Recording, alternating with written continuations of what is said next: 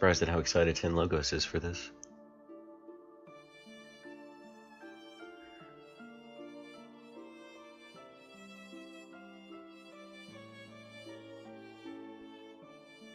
It's a 6-character limit. Yep, we're live. Alright, got it. And still sitting in setup. He's probably gonna move us over. I guess everyone can hear us. Alright. Time begins when I click this big green button right here. Hello everybody, this is Xanadu next. We're going to start in 3, 2, 1, go. I am SilentSigil. My co-commentator here is Shiroi Tenshi. I'm sure there are bot commands in the channel for that.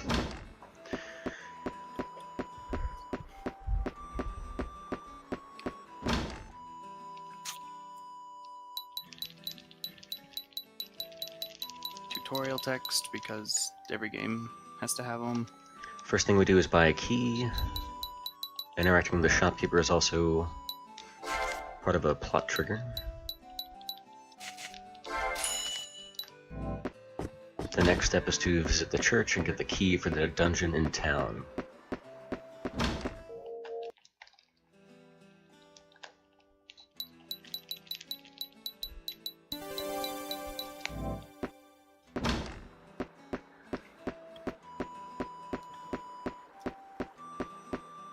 So I guess the premise behind this game, the story, at this stage, is you and your friend, her name's Char, that you saw at the very beginning, are headed to this place to find this mysterious castle, which is only kind of sort of seen in rumors and stuff kind of on the lake nearby. And you're just kind of following leads at this point to see if you can find it. She's an archaeologist, and she's hired you as her bodyguard.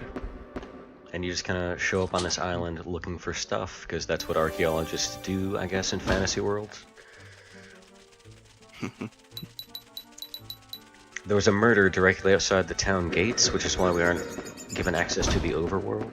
So that's why we look for dungeons to explore inside the town. And that's basically the start of the story. The isometric view actually is rotatable. There are some cases where you really want to, and a lot of times you actually don't care.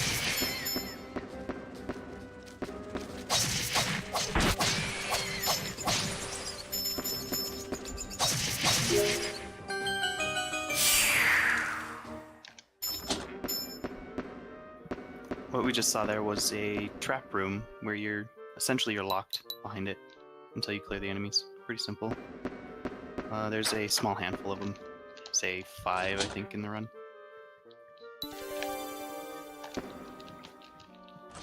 Maybe around 8, but yeah, we get a small sample of them in the run, for sure, compared to the number that there are. First bit of speed tech, I'm going to be recycling the room with the 2 bats in it by doing this. We're going to leave this first section of the tutorial done with 34 gold. We are 1 away, because of course. Now we're fine. Bats, probably.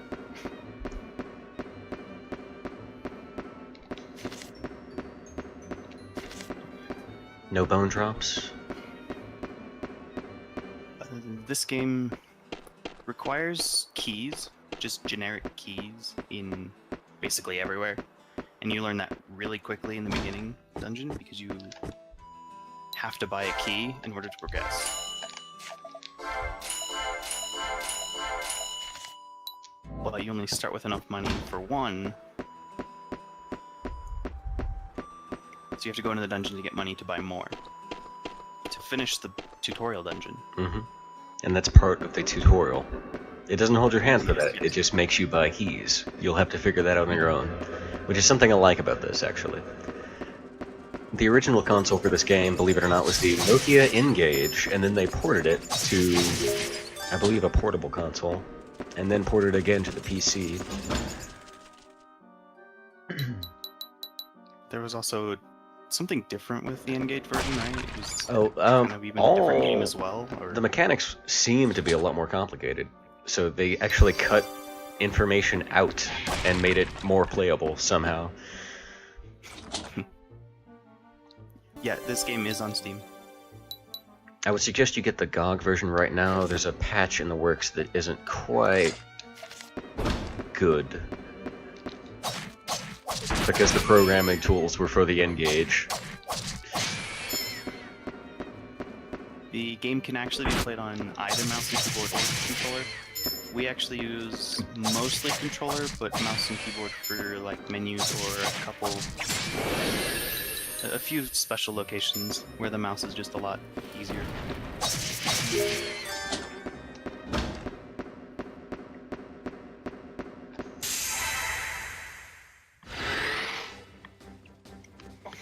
Okay. Another trap room. For this zone, It needs 2 rooms. The room just prior and this room here.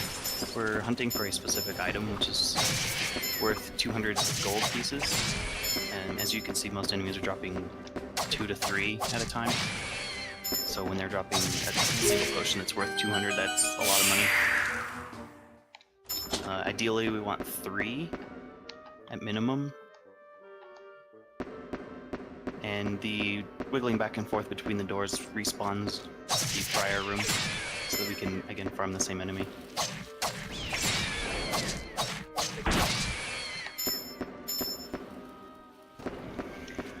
we'll be grinding here until we hit level 3. The enemies in the next area are worth a similar amount of experience, but they're more difficult to kill, and they don't drop any more money than we could get from the potions, so there's no reason to go there yet.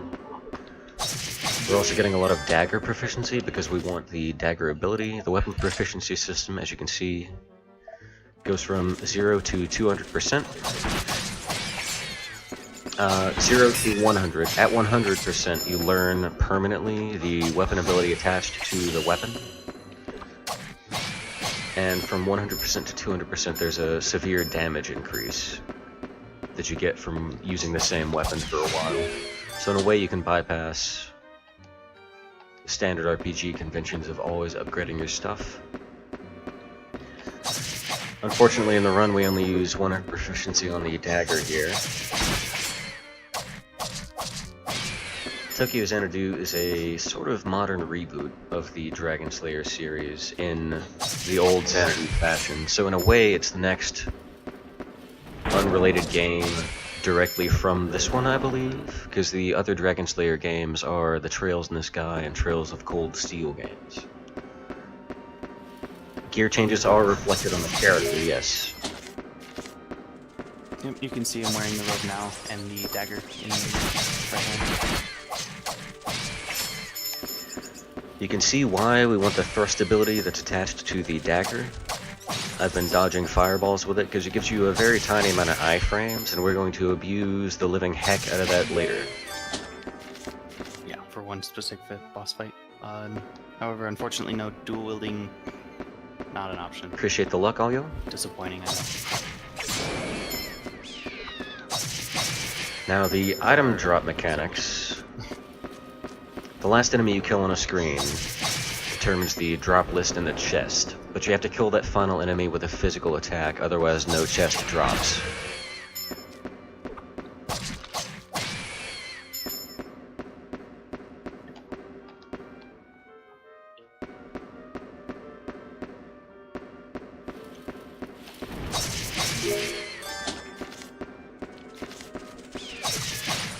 Okay, we're at least 7 potions.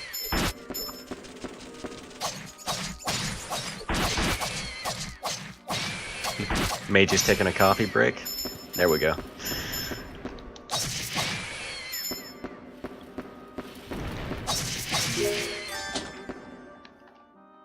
One more room, and we should be good to leave this area.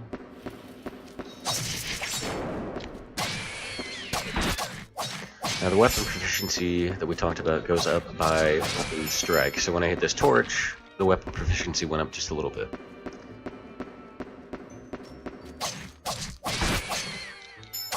The inanimate objects will be used later as well to finalize the proficiency. Definitely set on magic potions. 2 bone drops out of this is not bad at all either. We are really set for money, so we should be good for a while.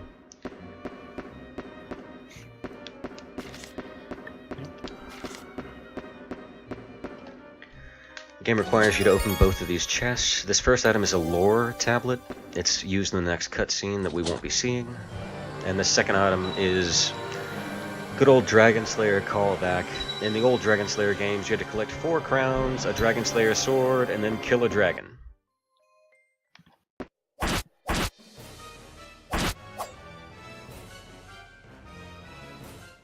A forced death scene. Now, you already saw me using this when I was fighting things, but I turned my back to that guy because enemies get directional damage. You do as well. We actually got straight murdered. Like, our character was dead. And he stole our stuff. As far as the story goes, he is dead. Or was dead.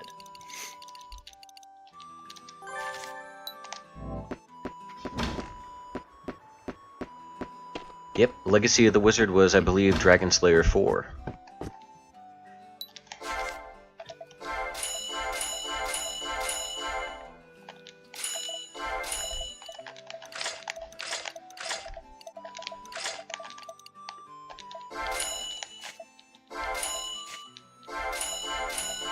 Buy a nice spell for the next boss, and then a few keys. The run needs somewhere in the vicinity of about 170 keys.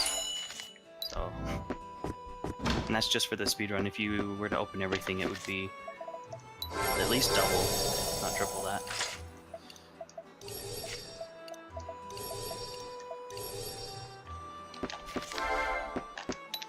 Yes. The crown we just got out of the chest, Dvorak took. Dvorak being the guy that just murdered us. We kind of skipped over directional damage. There's a backstab range and a small cone behind enemies and yourself, where you get, I believe, a double damage modifier, and evasion no longer applies. And a slightly smaller cone around that, as I snipe these guys.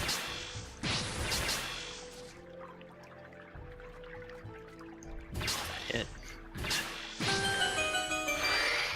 Evasion no longer applies in that slightly larger cone, but you don't get the full backstab bonus, just a smaller, I think 10% bump in damage. And for the rest of the imaginary circle we're talking about, full evasion applies and you get frontal damage, which is much less.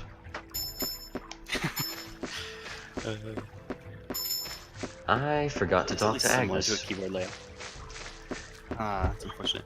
We sniped the goblins from the ledge there, so we don't have to make the trip around that he's making anyway, because he missed something, but yeah, we sniped them so we don't have to run all the way around to grab the card out of the box. And we do that snapping of the mouse and keyboard.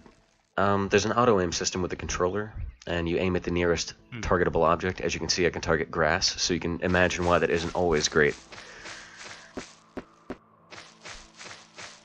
That was actually a card, not so much a tablet, but yeah.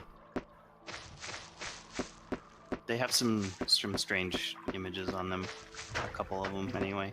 That particular card is a callback to another Falcom game that I've seen on a YouTube video, but haven't actually played, Sorcerian. Should be more than I need for now. Yes, there is only one playable character in the game. The card that we just got, they're kind of a passive buff to your character. That particular one increases spell damage by 3% each level of that card. I think we get it to, what about 6 or 7 for Sorcerian? I believe it ends on 7, if we're using Flugel in the castle. Yeah. And then later we'll get another card that increases our experience gain by 10% each card level, and that one will get to max at level 5, hopefully. Shiroi briefly mentioned this before we were sidelined by other mechanics. Story-wise, when Dvorak murdered us, he literally killed us, and story-wise, the priestess at the temple revived us using a ritual, and that ritual tied our soul to the island of Harlech, which is our location. If we leave the island, we die. And the only way to break that curse and stay alive is to find the Dragon Slayer sword. And that's our motivation for finding the 4 crowns. Is to find the sword to break our bind, and so we can leave. Now, this... More or less, yep, we are undead, being kept alive by the guardian cards that we equip.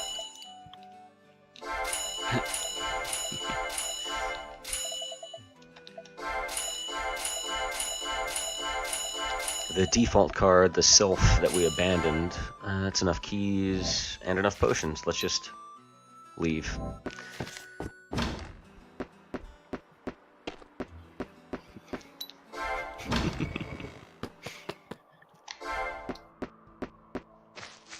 Now, weapon proficiency, as we mentioned, levels up by amount of strikes on an object. Guardian cards, as you can see, level up by murder.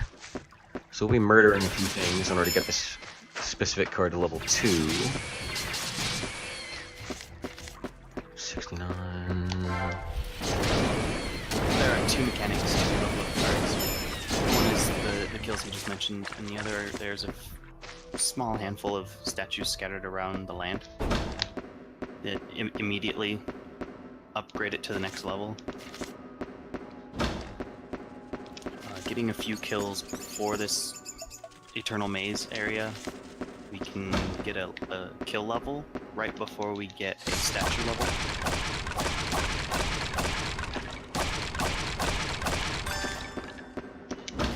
Okay, nice. There we murder boxes to get the dagger proficiency up a little bit.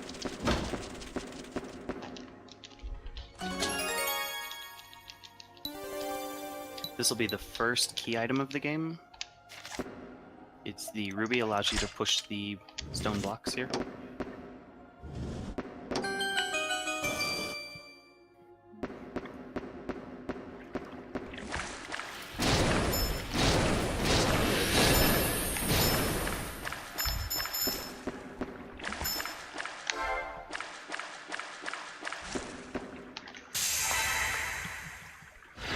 This is the... As you can see, we're... Go ahead. This is the amoeba mini-boss. I'll be murdering each of its forms with magic until I get to the last form. Each of these kills counts towards the card level, which we've calculated into the run. The smallest form counts, yes. And this final one we are going to kill with physical, because it is guaranteed to drop us an elixir. But once again, items only drop if you kill the last form with a physical attack.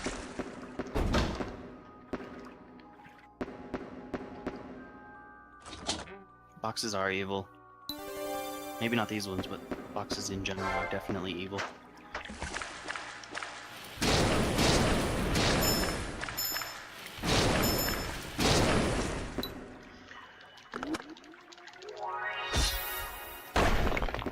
I know we mentioned this before, but if you're one room away from a room you've entirely cleared of enemies, and you wiggle in a doorway, enemies respawn by number of screen transitions, but you can sort of work that just by making screen transitions.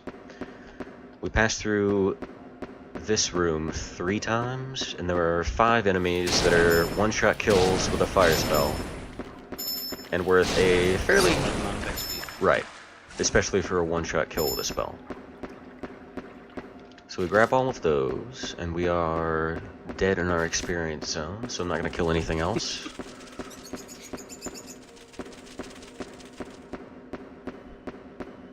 The switch we pulled lowered the water level in this room, allowing us to get money, so we're going to get money.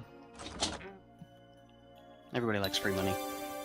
And we need to murder just a few more boxes, because we were especially good at CQC in the tutorial dungeon.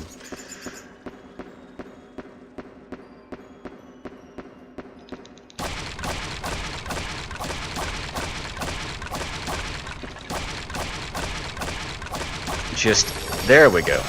Just absurdly good at murdering goblins. That was a pretty good guess.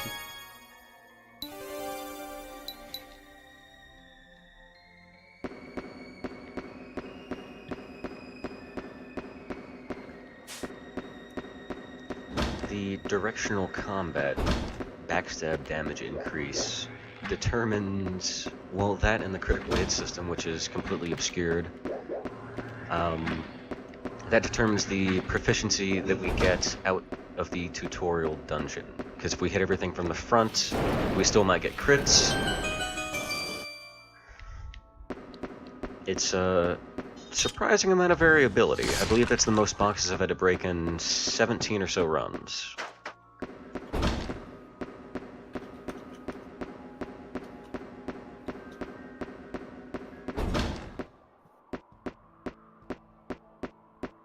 Murdering boxes does give strength. A surprising amount, actually.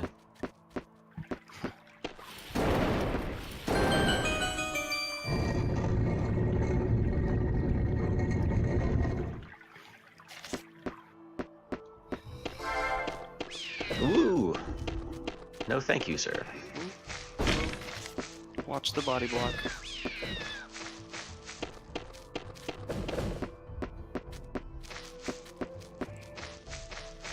We left the Eternal Maze with a more or less precise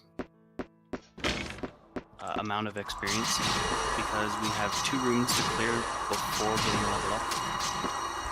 This room and then 1 room here a little bit later where we meet Agnes' character again.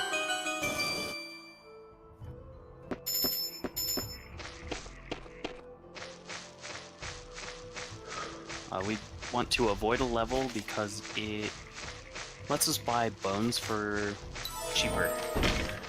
The lady we talked to, A lot cheaper. the lady I forgot to talk to earlier, that opened a door for us, is actually a sort of dungeon shopkeeper. And her prices and item selection, other than one category, are based on your character level. So we want to get to her at level 4 and not higher, because she doubles the cost of her monster bones. And we haven't explained the key system yet. Keys, if you just buy keys exponentially or geometrically, I'm not sure. Either way, it's a ridiculous amount. They increase in price quite rapidly. And the only way to reset those prices is to sell the shopkeeper monster bones, which he presumably makes more keys out of. Or he has a fetish, but you know. Now, the best way to get said monster bones is to find the dungeon shopkeeper, because she sells them in batches of 2 for reasonable amounts. Again, lower level. This is the secondary card level up Shiroi was talking about. There we use the statue to get an immediate level.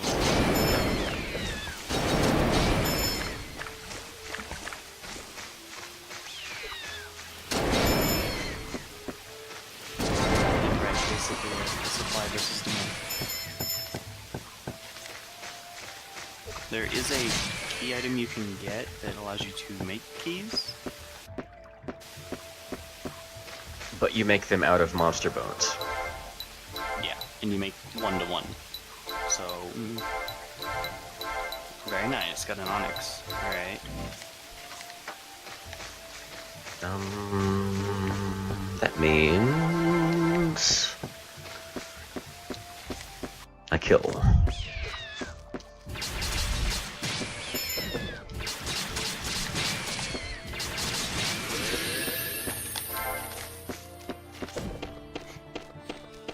Key item to make keys. Yep, exactly.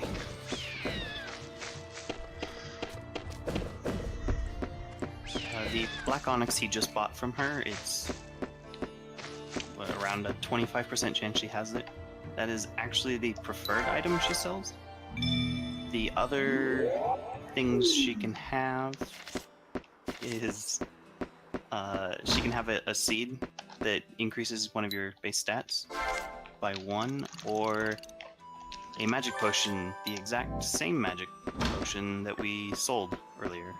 So those are basically useless. We sold them for 200. She wants us to buy them for 2,000. So that's the worst item you can get other than nothing.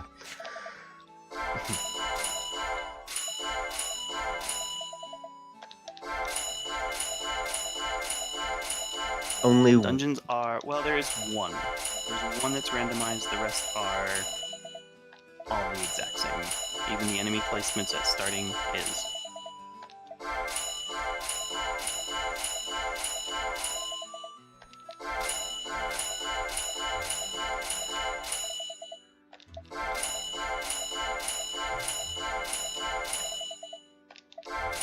You'll be seeing this key buying sequence at least 2 more times. Possibly 3.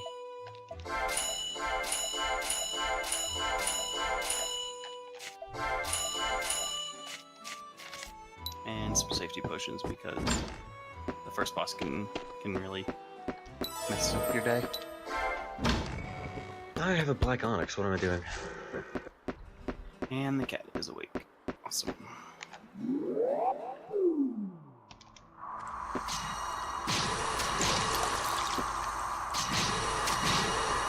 Ooh, that was a miss. I don't know how closely you were watching earlier, but we were doing 56 damage to those exact lizards. And now we're doing 104. So the magic is the fastest scaling thing in the game. Simply due to the fact that melee require non-strength stats to be equipped. That was our first major boss of the game, Aralard. His bark is worse than his bite.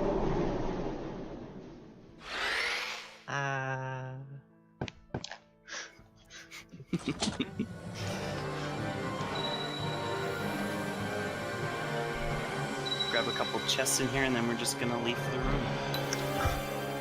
That one's a new one, Shiroi. Good job.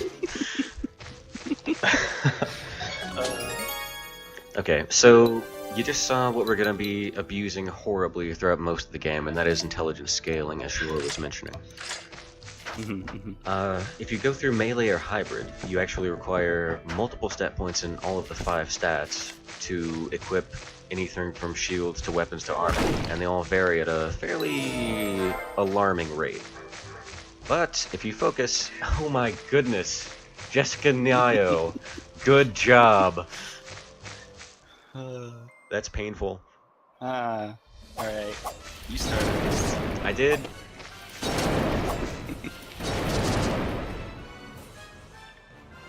That was the exact same guy that killed us, actually, and we just almost got revenge, but he's like, wait, you're stronger than me, I give up. So we don't actually get revenge. So, the key item we got from the tree boss. Intelligence scaling. Let's do that. Because we aren't using any equipment for now, we can put all of our points into intelligence for now. And since every point in intelligence is a straight damage increase versus that potential damage increase being spread out across multiple stats if we did any other way, it makes a very obvious difference in the way we're able to handle the game. Now, that particular boss, its key item was the gauntlet, which allows us to break objects like that. And this. Yeah, that's an undocumented thing that you can punch boxes and stuff like that with the gauntlet. This little room here, you're actually required to get some hover boots before you can open this chest. So we have a small sequence break here that we can increase our damage almost 3 times, maybe 4 times with that one spell.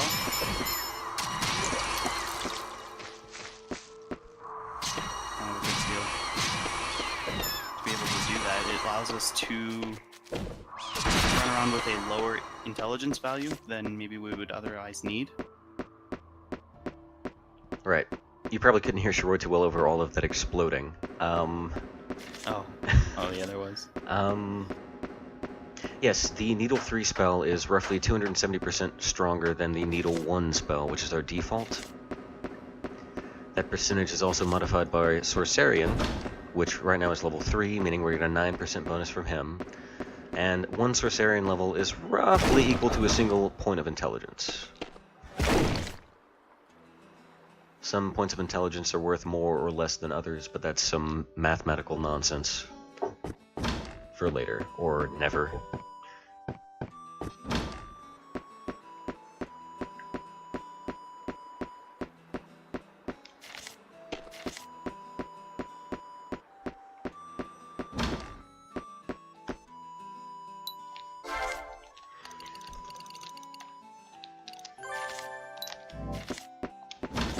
Now, the reason we can do the rest of the run the way that we do it is because of Needle 3. Right now, even though I just took all of our intelligence back and put it in our pool, you can see it by the bonus number in the stat screen there, we are still able to murder things quite efficiently with 16 intelligence at this point.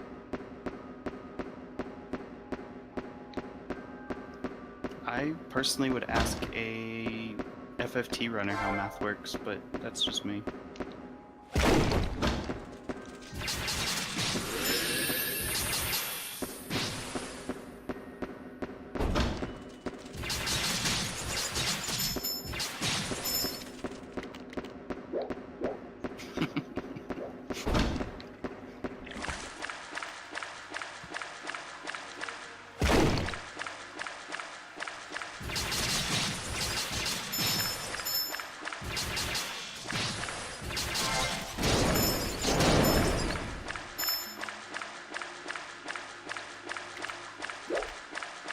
Thank you, the Altar Maven.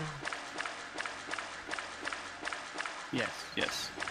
We are actually abusing the mechanic to carry our stat points through levels up to, I think it's level 13 or 14 when we finally finalize what stats we want for the rest of the game.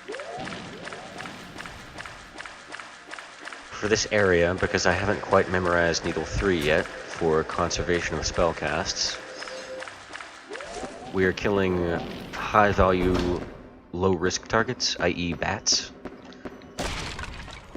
Everything else here I can safely ignore because we can move on to the next 2 or 3 areas, I believe. Kill them with Needle 3, get more experience for our time spent.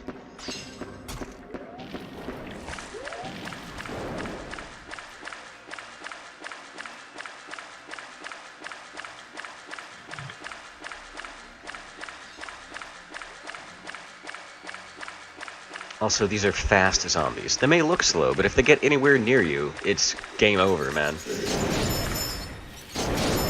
Yeah. I tried to throw a run to somewhere there.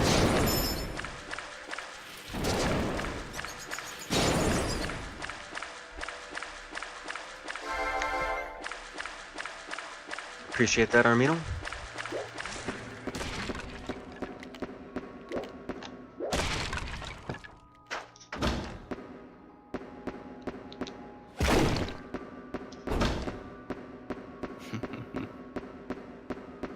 Just leave him alone.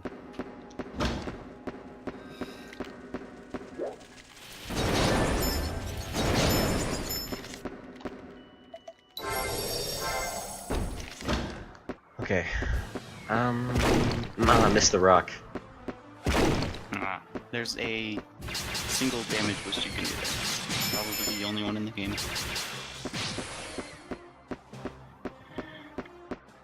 I was too fast for the damage boost. I don't know how I feel about that.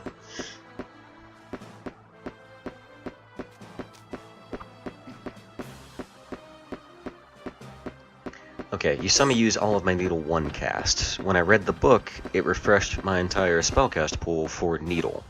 Meaning, well, if I had done this right, that would have been much safer. That I got all of my Needle casts back when I read the spellbook.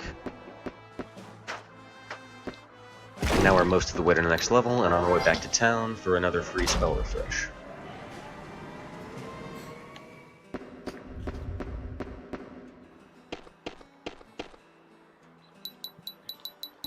Opening that shortcut allows that miner to return to work in the monster-ridden mountains, and he's so happy about it he gives us money, so we immediately spin that on a black onyx. Very strange man, that miner. Yep, we did gloss over that Altar Maven. Notice we're not getting any monster chests, and that is, of course, because we're killing everything with spells. We did specify a physical damage strike, but that was a while back. Yep. It is definitely worth noting, however, we miss out on a good chunk of cash because of it. And potential items. Fortunately, there's plenty of random junk in chests. but potential items would require stats that we're putting into intelligence.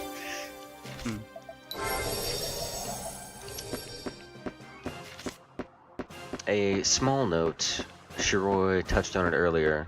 I no longer have a weapon equipped. That's because while you have the gauntlet in your item bar on the right, you can break wooden boxes with your fist. It's a small save we noticed when we were doing the recent reroute for the marathon. But if you don't have a weapon in your hand, you don't do a sheathing and unsheathing animation every time you enter a box puzzle.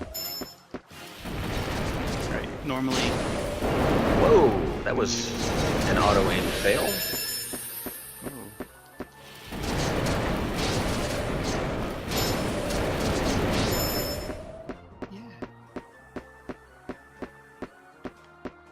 Normally when you do those kinds of puzzles, you'll pull your sword out to hit a wooden box used for the puzzle, and then you'll put it back away when you go to push any block. And using this gauntlet, you remove the sheathing and unsheathing of your weapon. It saves frames every puzzle.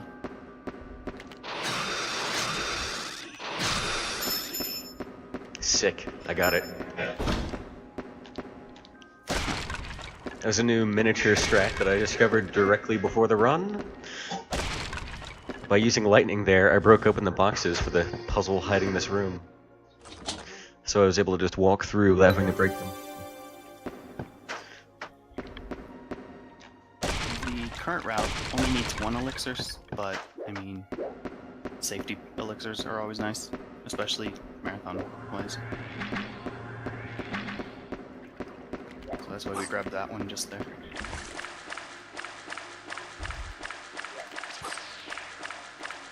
Since we're several areas ahead of where we're supposed to be with this health and these stats, just imagine that pretty much everything can kill us in 1 or 2 hits.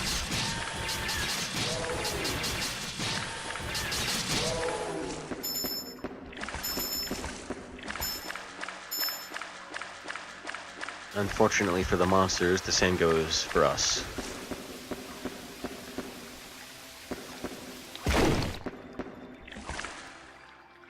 There's 500 gold in this box hidden in the wall, and it also cost us 500 gold to up our monster bones. Clearing that room that I just exited here brings Agnes around so we can restock our bones. That's not what I wanted to click.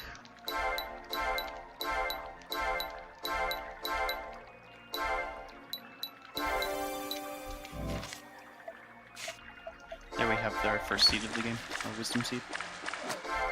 It's intelligence.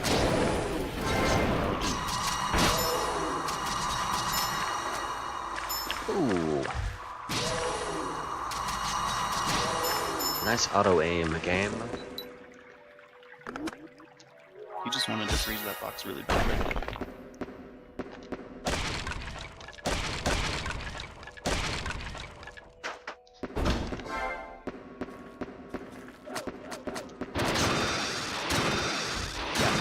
I'd personally recommend it, at least if I went through it.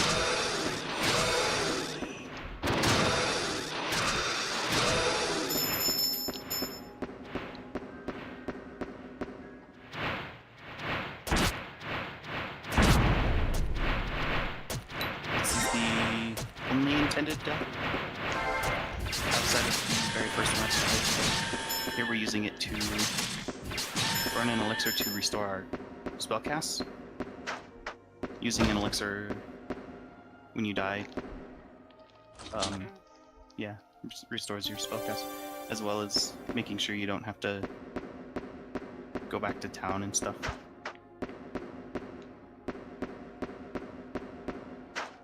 What we want here is to be... Whoa, I almost missed it again. Alright. There. Puzzle solved.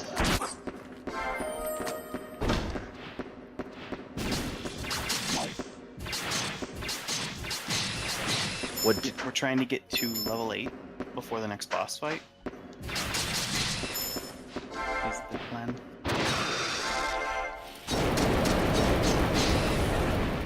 Well, we're just short a few spellcasts of doing that, so using the elixir, since we have 2, is now the route.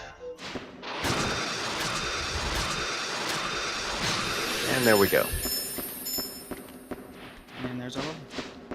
And we can just skip everything else to the boss.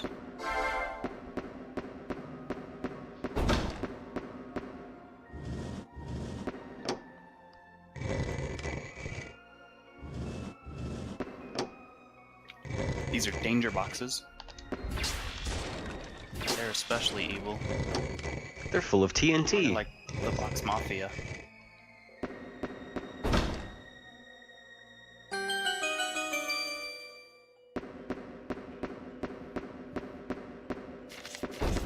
We will be doing a safety save in this room because sometimes it just randomly crashes whenever I try to teleport out.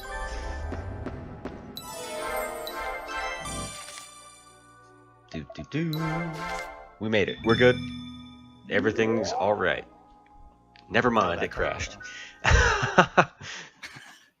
Yeah. So the game has a couple issues, one of which is a bit of a memory leak.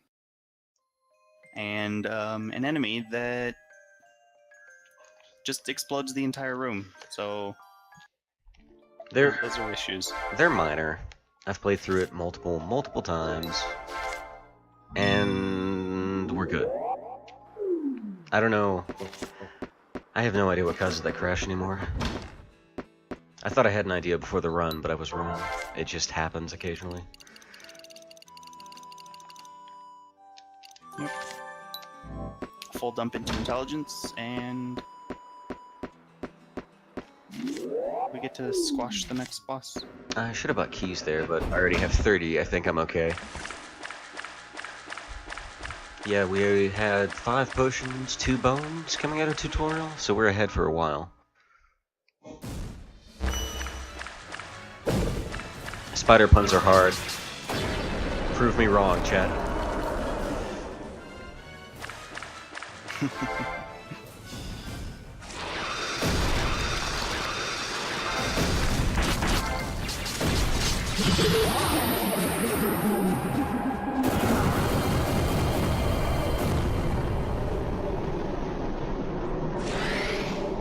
Just stick a bunch of needles in a spider, that's how you kill them, right?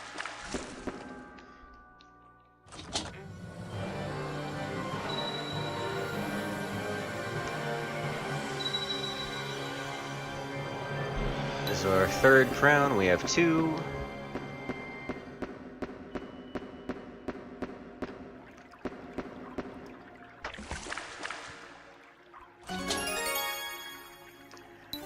This Gadam is interesting and horribly dangerous. You see those sparkles? Bam! Now it's a bridge.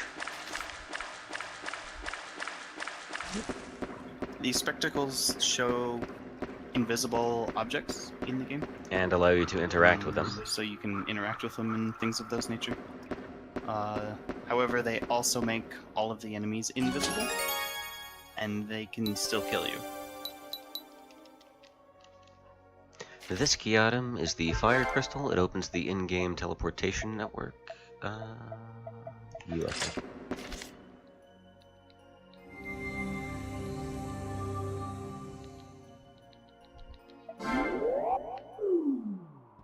Now we're going to be keeping the spectacles on for travel reasons, so I don't have to go in the inventory and then out of the inventory about 7 times, I think. But I have lost runs to this zone because the monsters just decided to travel in such a way that it was game over. Sort of like that.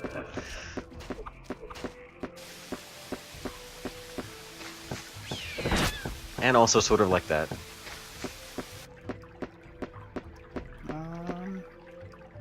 Yeah, you could do this with spectacles the entire run. It wouldn't be particularly fun, but... or it would be very risky, but yeah, you could totally do it.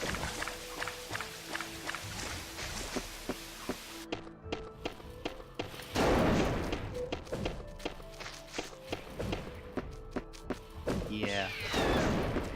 Makes every enemy invisible.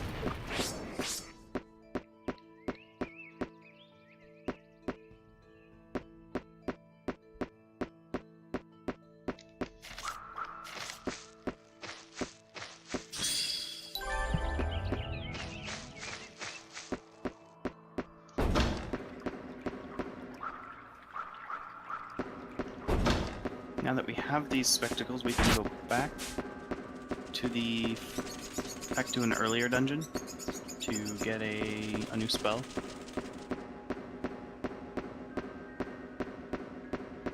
This new spell will hit every enemy on the screen.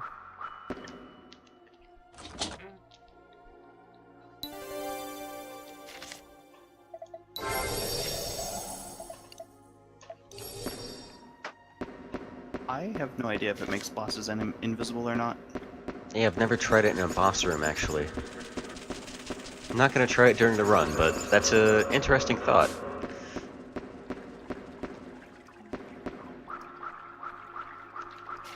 Okay, I don't need them anymore.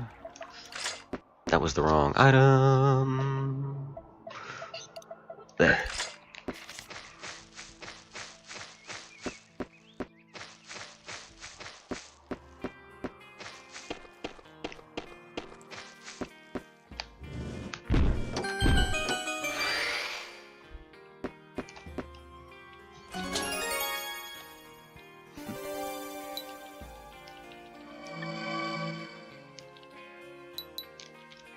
That's a good question, Jessica. That's how you know they're evil, is because you can see them. We'll be doing some quick math here. We kept our intelligence allocated, but we don't want to level up with it allocated. However, it is clearly much easier to murder things at full intelligence. 1758, single... 76, 18...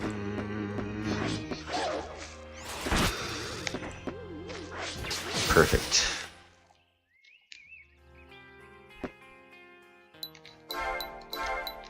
No.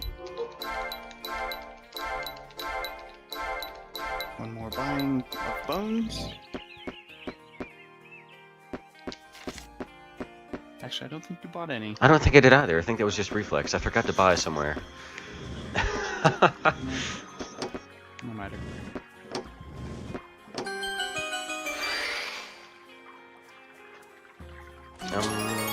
I'll stop by Agnes on the mountain.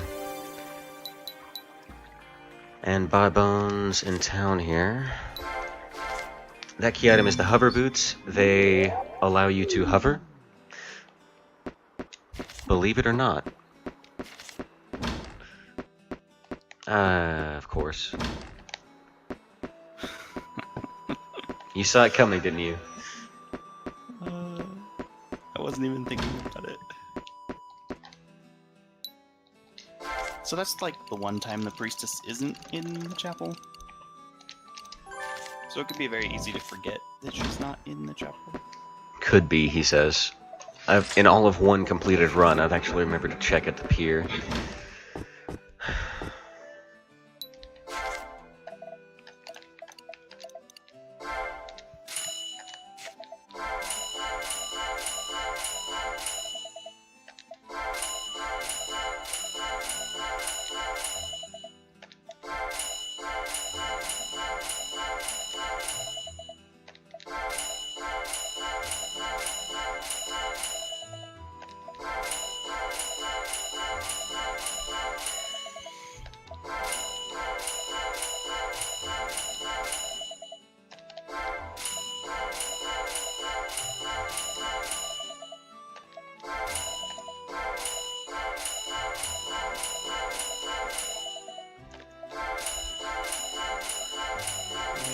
Potion buying.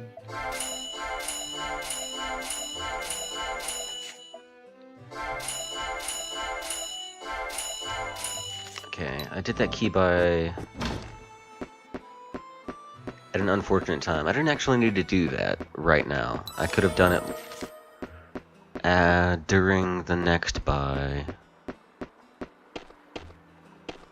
Rerouting on the fly. Made a mistake earlier and I didn't sell the bones, so I spent time talking to Agnes and trying to buy stuff from her that I already had too much of. So we would be behind time here because of that mistake.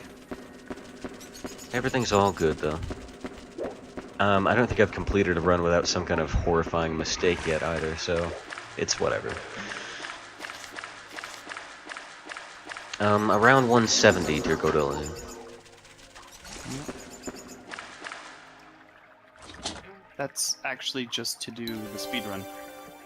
Again, I think roughly double that-ish. If you want to like open every door. There's a lot of doors. There's a lot of doors. We're doing a little bit of sidetracking here. We grabbed the ignition spell, which Shiroi sort of explained, and I believe you saw in the woods.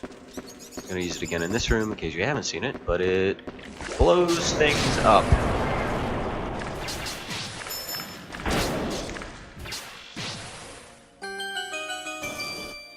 We also grabbed a spiked mace, which we sell for 5 grand, and then immediately buy 5 grand worth of items with. And this armor. This armor is key for a boss later, as well as the dagger ability. Moonstone back to town. The only armor we actually use. I guess we kind of use the robe at the beginning, but... Not sure that counts as armor. Full allocate to intelligence. We're going to swap to the card we picked up in the woods. The Flugel card gives you 10% of experience extra per card level.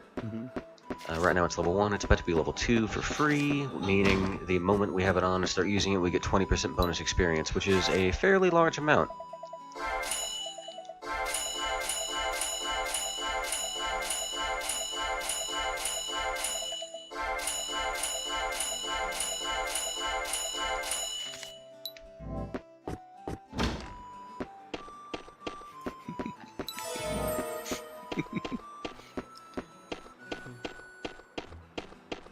There's actually some complicated math involved in what every stat does. And how it does what it does.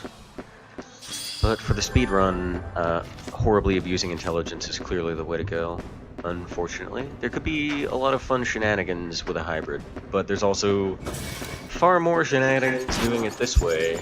It's also just a little bit micromanaging, and you're about to see why.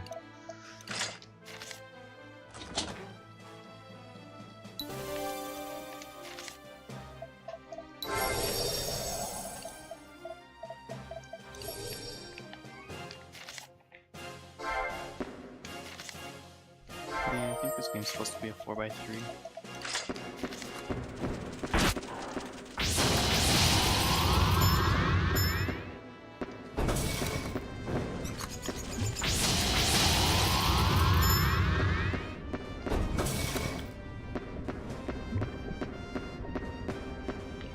Oh, I panicked and thought I didn't have the boots on.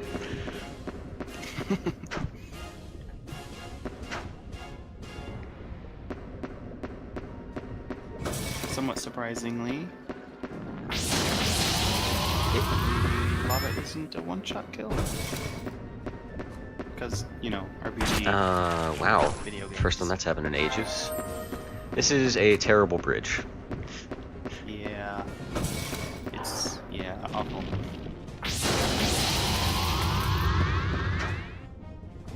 Sometimes you can also miss this ledge by a pixel and fall in lava here too.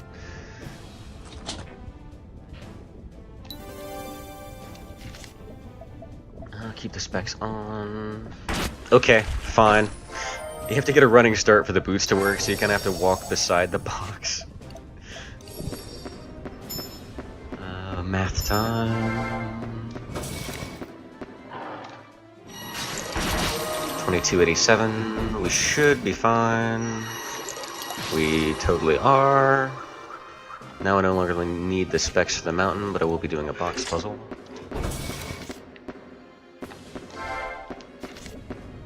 A little bit short on experience in comparison to usual. We have one more lizard kill in us.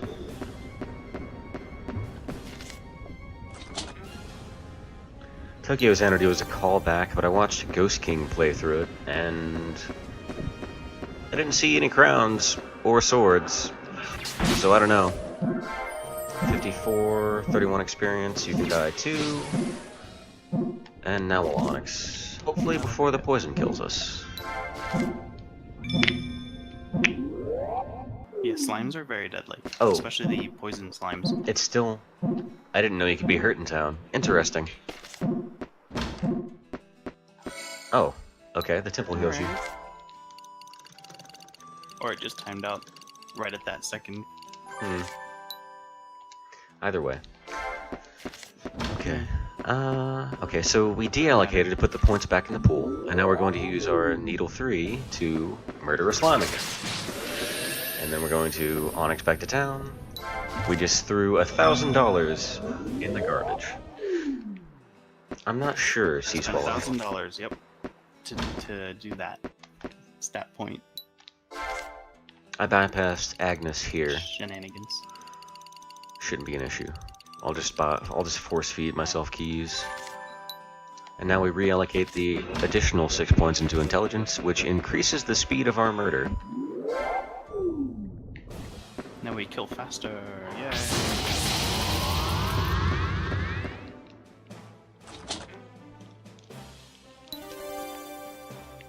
Oh look, we just got $1,000. Oh. So did we actually?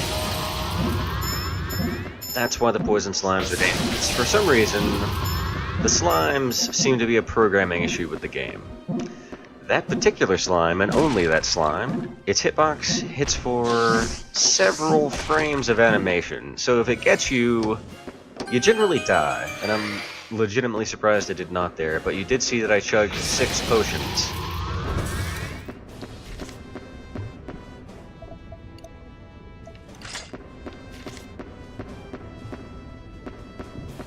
Scary.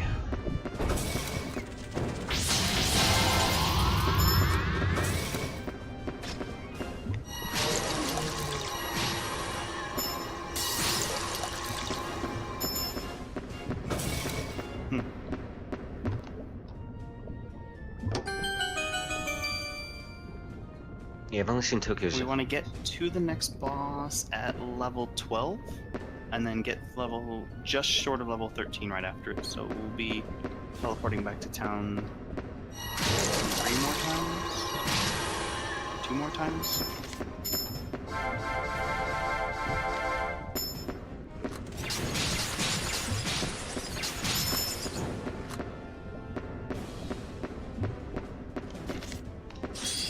Now we're getting a 30%. Now we're getting a 30% experience boost. So now we murder faster and get more experience. That was an accidental level up. I should have been paying more attention. That's easily fixed. So this was a mechanic we were hoping not to have to use, but we have to use it. You can de-level to return any locked-in stat points back into the pool of available stat points. And you retain half the experience for the next level, so it's not too terribly fun. It's very much not ideal though.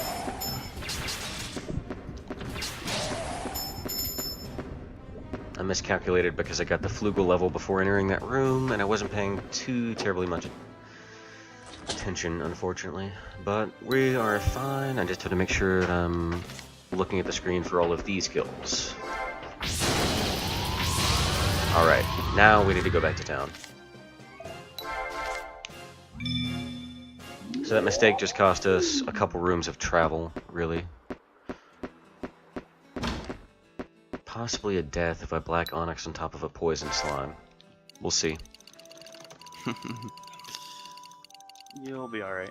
It's the same door you came in after grabbing the... Right, so there should be a fire salamander directly in front of me. I have spellcasts.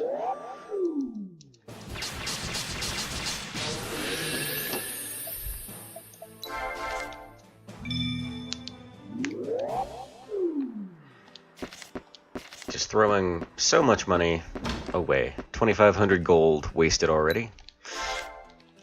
But it's for speed. Gotta go fast. We're level 11. We want to be 12 at the boss. We are 2,500 away from that. Let's see if we can fix that problem.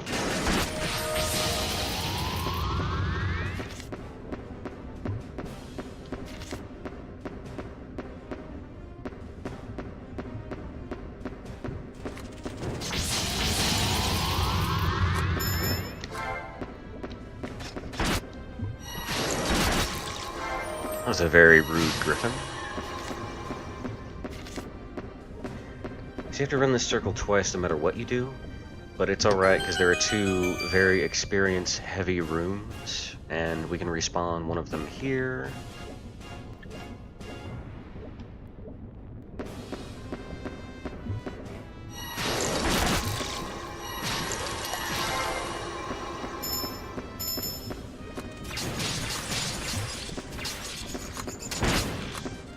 Thanks, auto-aim. Target the untargetable pillar of fire. And this is the other experience-heavy room. Those must have like increased frost or something. So tanky. What were you saying, Sharon? Those must have like a lower resistance to being frozen. They freeze a lot. They do. Okay, we are nowhere near a level because of that mistake, so I'm going to have to calculate a little bit here. Nice. We should be... We'll clear this room to get a chest. This is the... necessary... This is a necessary item. We have to have this for the next boss, or for the boss after the one at the top of the mountain.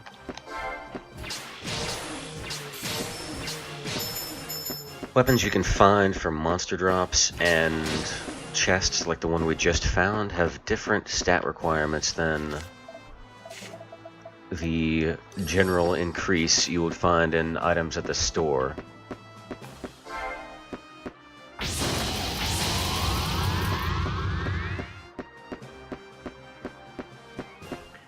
The different spells themselves have different uses. Needle 3 is still a basic elemental spell, it's just the third level of the basic needle spell. Thunder, like this one here, is an AoE spell. That's a... I guess you would call it the third tier, and then the fourth tier just is the death spell, essentially. So there's two different ways you could classify the spells, so you weren't exactly wrong. 5,600, I need 400 experience. These are, what, 46 right now?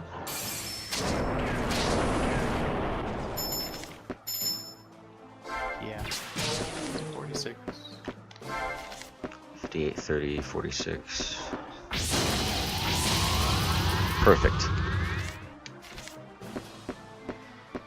Let's walk back a bit so I can do the usual cycle. I'm on here. And we're back on track.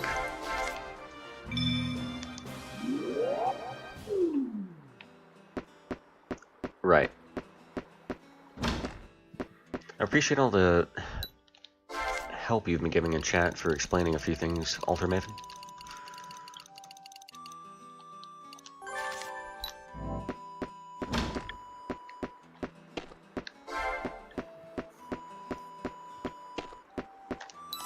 Yeah, I believe the death spell and the rock spell are the two outsider things, and they only have 7 uses. Most other things have either 10 or 20, depending on whatever invisible ranking you want to put them on a chart with. But there is a Guardian card that also alters that as well.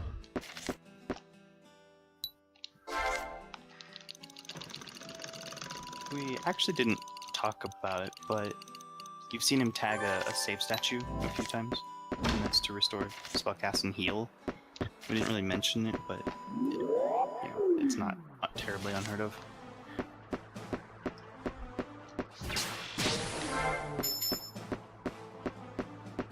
You have to be kind of particular about what you hit with what spells on this mountain.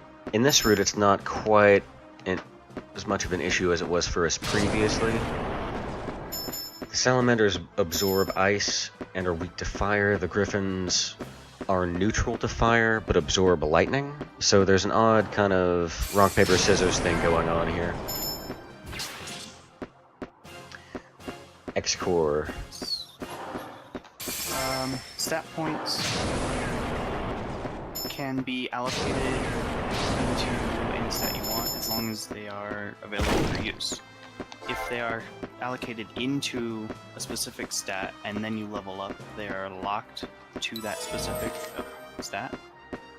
So if you remove all of your points, then level up, you can maintain usable points across several levels.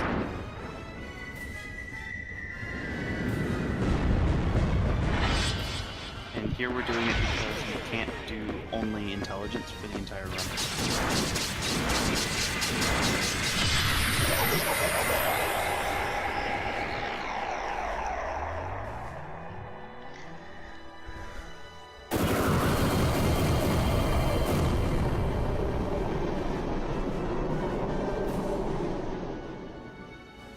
Chiam, did you catch that I said it in a response? way that made sense.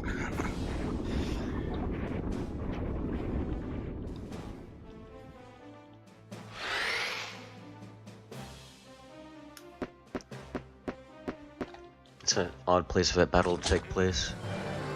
It's a few steps off there.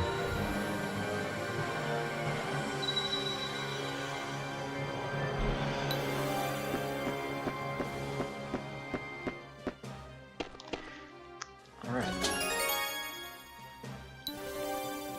The key item from this boss is the lung stone. It lets you breathe underwater, which is necessary to get to the next couple of areas. And I think only one other screen after that.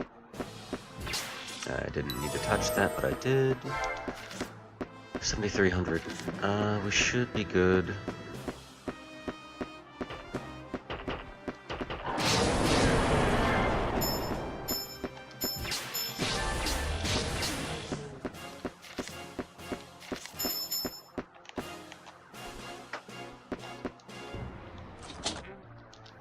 Here's another more or less free elixir.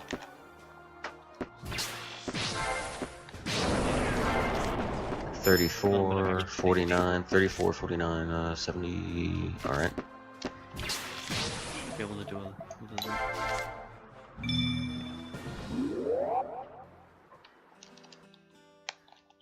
So non-intelligence build is required for the next boss, and then the second dungeon after that boss. And then the final boss. Yeah, basically. However, there we can go back to a glass cannon and just split intelligence strength. We don't need any of the other stats then.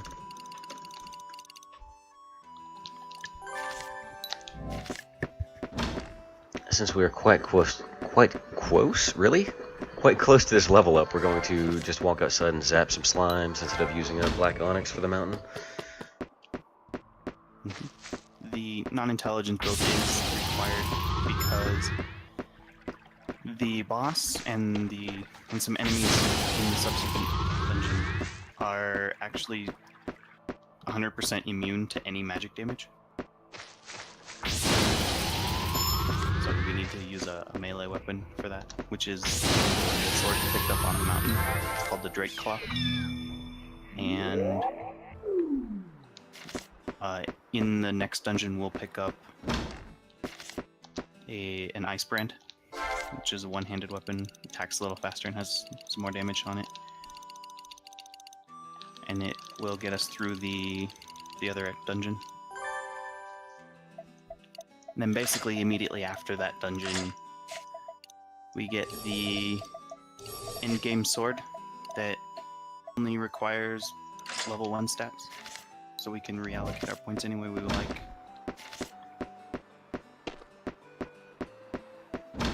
This is on PC. It was kind of originally made for the N-Gage. If you even know what that is. I didn't know what it was until I saw this game, so... Yeah, Nokia N-Gage there.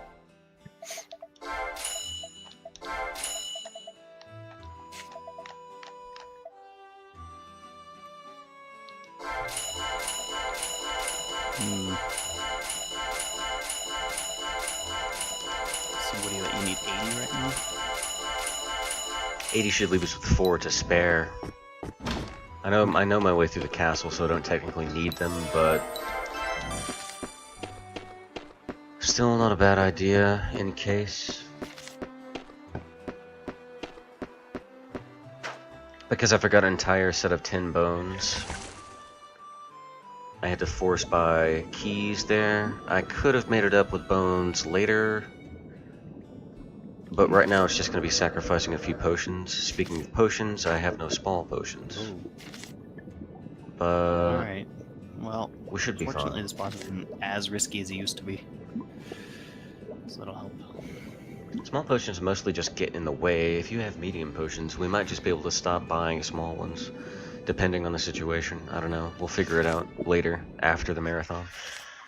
As good as a gizmo.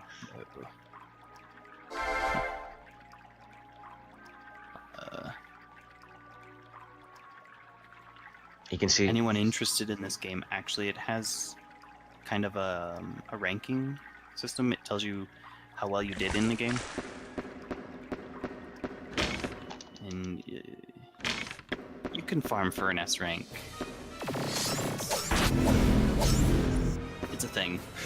I'm just gonna leave it as a thing. There are some very strict requirements for it.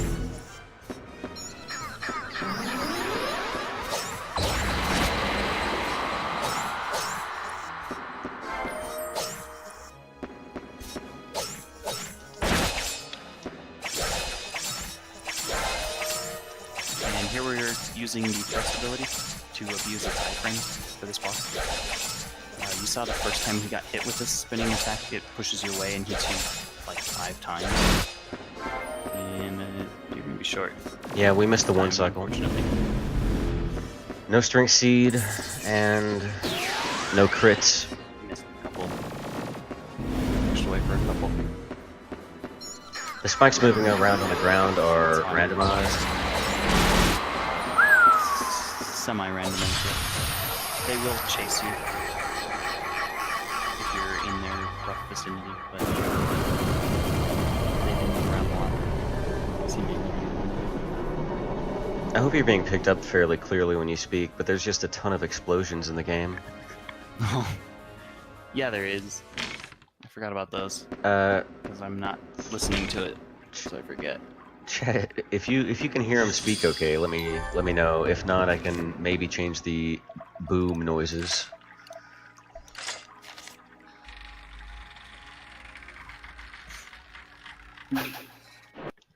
That's an odd thing for me to try to estimate when I'm streaming because Room, it's on GOG as well. New stroke. You can you can find it on GOG or possibly even a few other. All right. Yeah, that's an odd thing for me to estimate while I'm streaming because the game volume for room volume or comfortable headphone volume is slightly deafening on my end for some reason.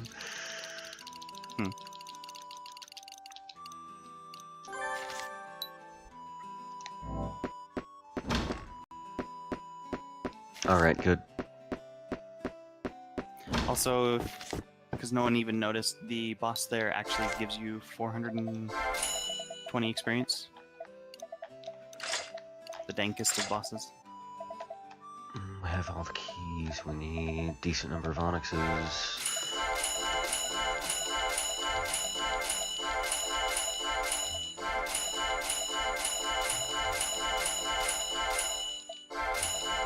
So, 1 to 3 large potions is the amount of money I spent on keys for spying. Did I hit both triggers? No, I just moonstoned to town. Alright. No, you didn't go down. I don't think. World's most lethargic Highest dancer. level.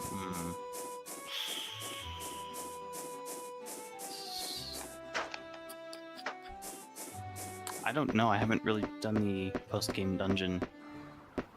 However, I can tell you in the final story dungeon, you start losing experience gain at about level 18.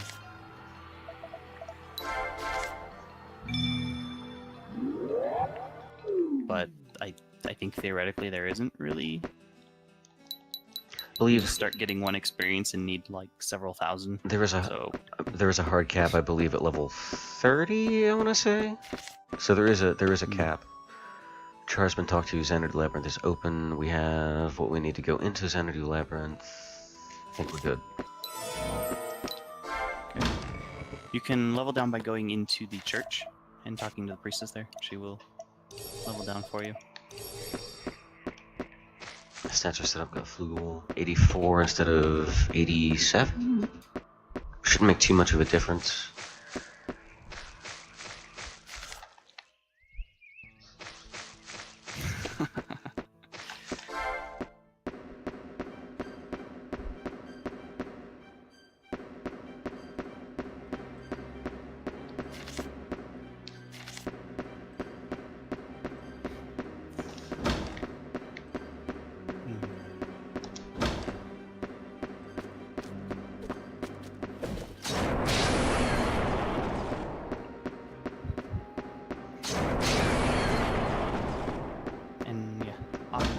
The card he mentioned, to optimally use it, you would want to go all the way back down to level 1. Using the endgame sword, it requires level 1 stats only, so you can use it to re-level significantly faster in higher level areas.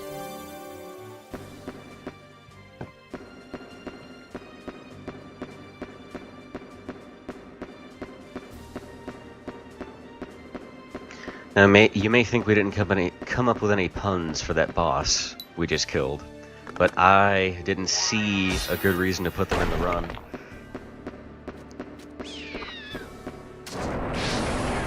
Ah.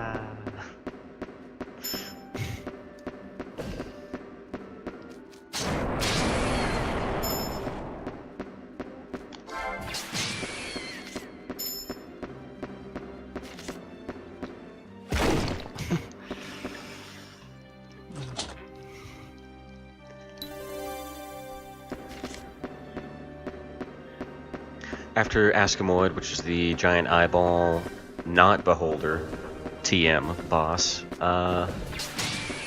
we got Flugel level 5 at a statue. Now we're getting 50% bonus experience from all critters.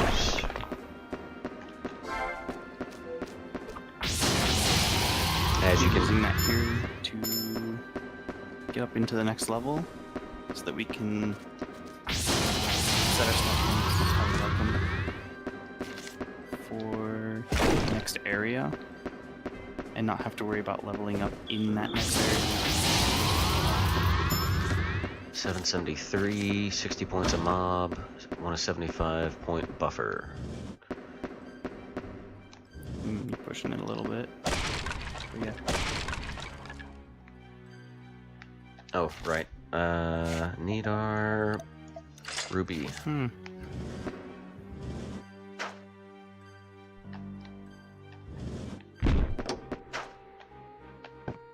This one.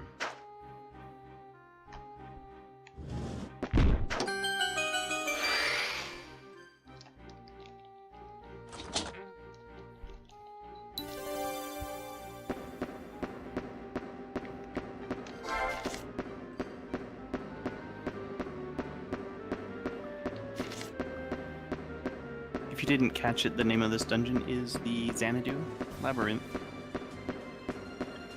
Just to match the name of the game. Long For stone. whatever reason.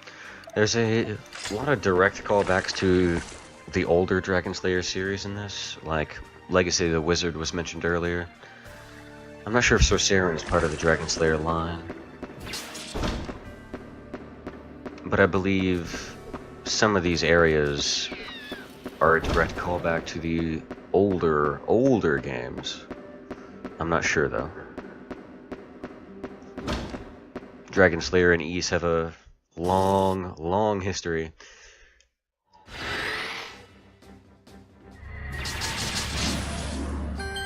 So that enemy that existed for all of a few seconds will spawn more enemies. But he's not allowed.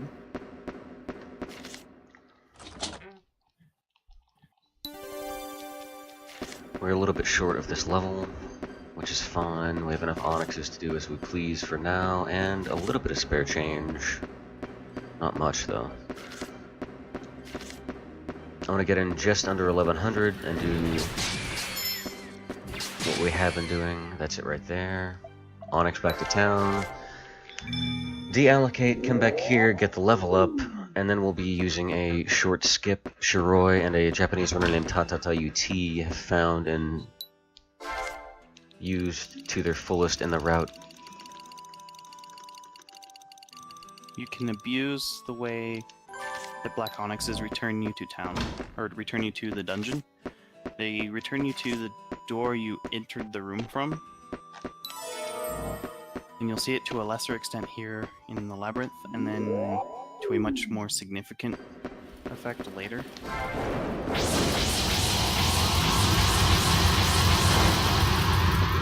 that is doing like no damage.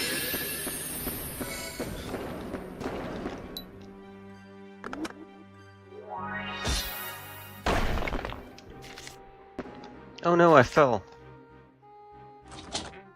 Oh well, may as well grab some chests for items.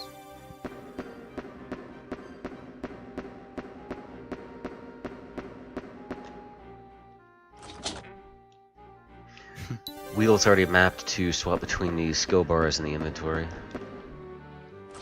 Not a bad idea though. I think my mouse wheel is actually set to rotate the map. Oh, well you were bound at using a third-party program, didn't you? To the controller that way, yeah. But X input. the game thinks mouse wheel does the turning the map, turning the camera. Not intelligence. We're doing the Frost Saber stats. Mm-hmm. Nope. This one. Since there's already two sets of inputs, I usually use the left click on my touchpad and the accept button, the confirmation button on my controller to do that. Keys good, spells good, need to reset skills, equip.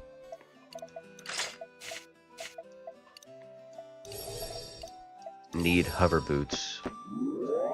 Don't actually fall. Don't actually fall. Don't actually fall.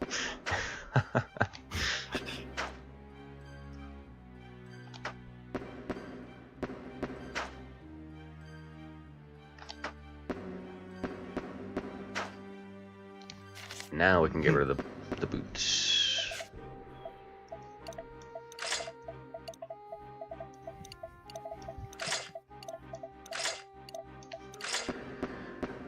We can also put our armor on. Probably a good idea to do that. This next dungeon is a randomized 4-floor dungeon. Hopefully we don't get the sound bug. Oh man, the sound bug. We didn't? I'm not gonna hear it, so I don't care, but... I think it got fixed. We'll see. We're good. Alright. The first 3 floors, or the first... I didn't swap to Sorcerian. We are going to fix that. We got Onyxes. Return to town. I don't know where this Onyx will take me back to. I think it'll be the room where I teleport in here. I think it takes you up to the upper room. It does not. Alright, well, that's fine. We'll just put the boots on and also the Aqua Stone, I guess. Well, that's unfortunate. This has never happened, so... It's... Yay, learning! Yes, this was a mistake here. We want to swap these cards out because, one, the Sorcerian bonus applies just enough of a tweak to our damage that our spells are able to kill a few enemies in there. And if we keep the Flugel at 50% experience bonus, there's a solid chance we're going to level up before we leave this area. Before we leave the time crevice, which is the next area here. And we don't want that to happen, because it can mess with our stats quite a bit. It's very bad. Yeah, forced to down level, forced... No. We were originally doing that. And it worked, but it was slower. It would be faster, maybe, than what I'm doing right now if we did it our way, but we didn't know that we'd have to backtrack this entire loop until we made this particular mistake. which is totally fine. This is maybe 2-3 minutes. And we get some more underwater. Woo! Everyone's favorite time.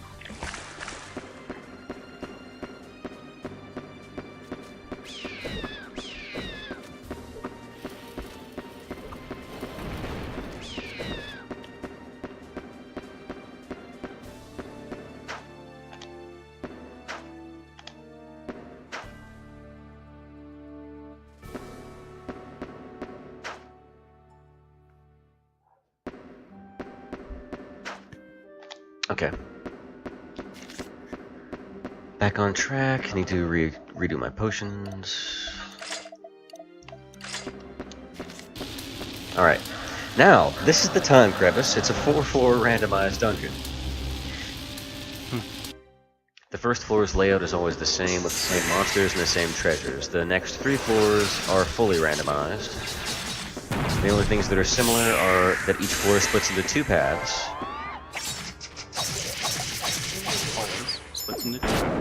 One path will always have treasure. The other path will always have the exit. The treasure and the exit are always the same, but everything else is different. Some floors seem to prefer certain monster types. Yes, there does seem to be more of the golems towards the lower floor. Already out of needle spells. That's... I didn't spell refresh in town when I had to go back and do my stats. So if I ever become unparalyzed, we'll fix it like that.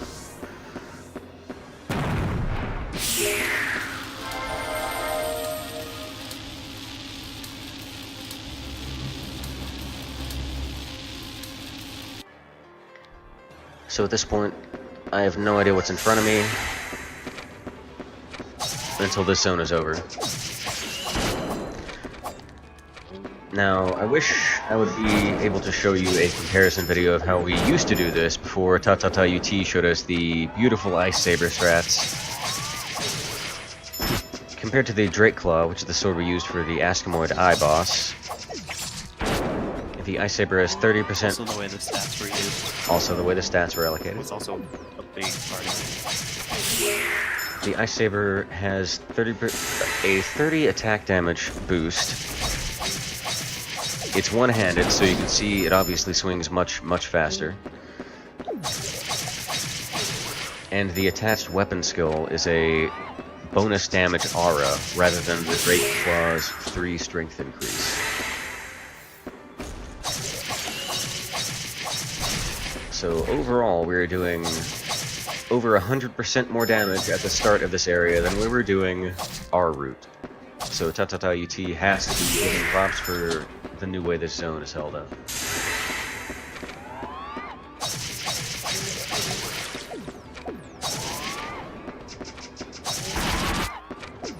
You may not be noticing, but he about can't at all hit in the front of any of these enemies, because our accuracy is like non-existent, or at least significantly lower than their evasion. So to avoid that, we use the backstab, which guarantee a hit. The thrust ability causes knockback, knockdown, and has a 100% hit rate, so if I need to move someone so I can backstab them, I'll be using that. That is an interesting room. So, on the trend of slimes being absurdly dangerous in this game, the slimes in this area are super fat. That's a puzzle, so cool. We automatically know where the right direction is. The slimes in this zone are nice. The slimes in this zone are incredibly dangerous. They're incredibly fast. They have the same type of damage bug as the poison slimes on the mountain. And they split into smaller slimes, which are exactly as fast as the larger slimes, and have the same amount of damage as the larger slimes. So we just nuke them all with ignition and use the magic potions that the game has given us to make sure we kind of try to avoid dealing with them.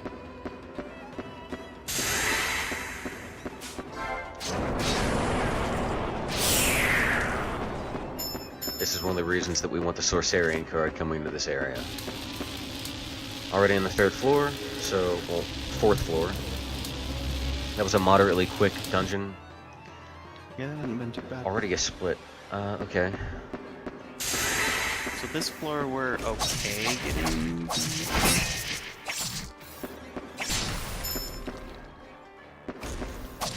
I mean, we're not gonna hunt for it, but if we run into it, it's worth grabbing.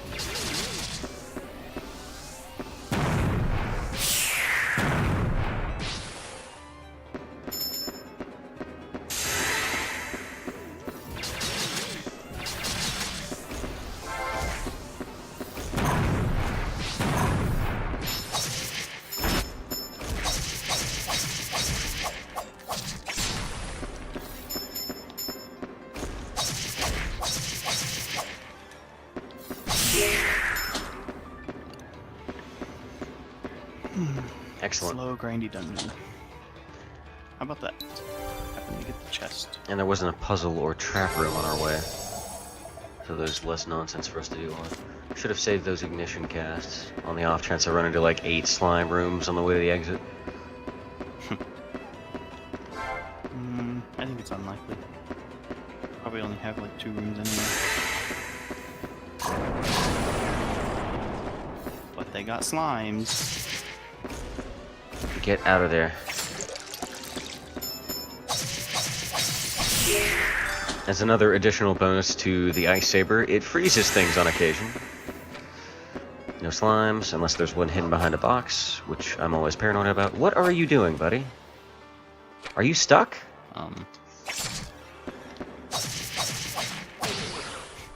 Okay. Evil Eye just decided to... He's had enough. He's just gonna leave. But he can't leave. Sir? Sir? You broke it. You broke the game. Well done.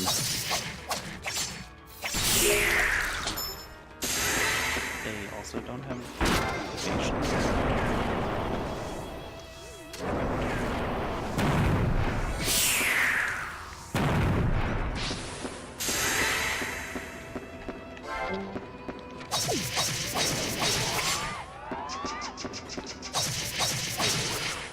Wow, that was actually a really big floor.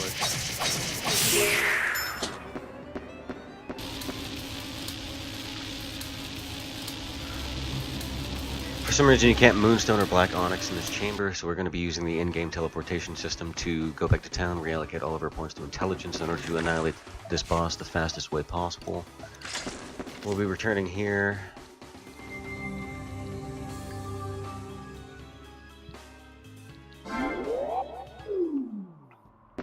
It may seem slow, but it's actually the only way to do this if you were to do this. And doing this is very much necessary. This boss, it really used to bug us. You're gonna see why in a minute, but it used to be dangerous, and if anything messed up, it was a giant pain in the butt.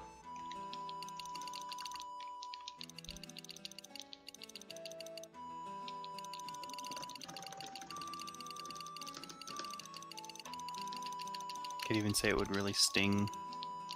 I was gonna wait on that one till it was more obvious what we meant.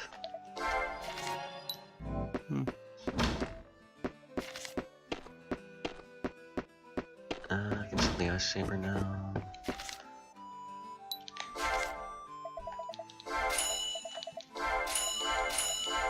$68 is enough.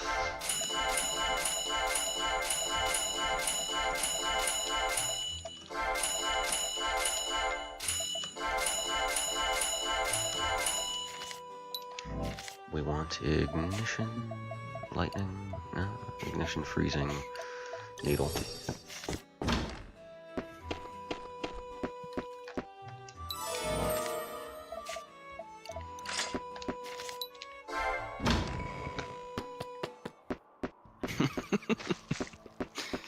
It's not terribly far, I guess.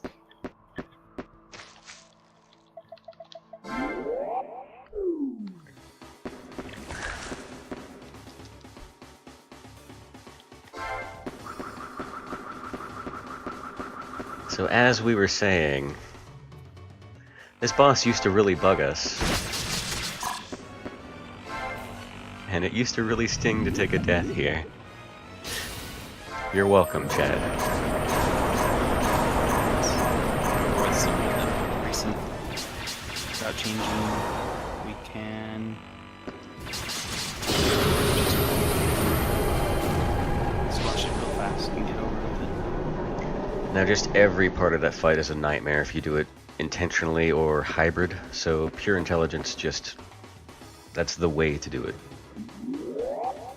That fight is... The small ones that you barely even got to see, they evade you, like, really a lot when you try and melee them.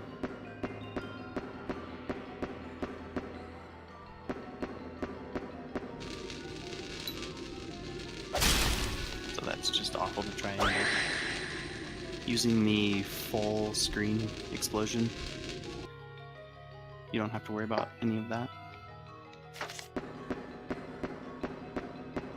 We're going to remain full intelligence until we get almost to a level for our final micromanagey level allocation. Need you. And to go the right way.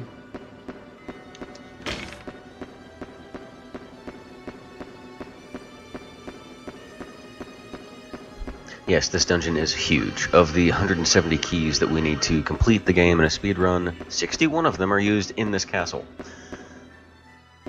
That's only for the speedrun as well. Like, there are significantly more doors that are not opened. I'll just reset items as I need them. Should be 2 shots. Let's just do 2. And 1 shot. Okay. The key was used and then removed. Yes.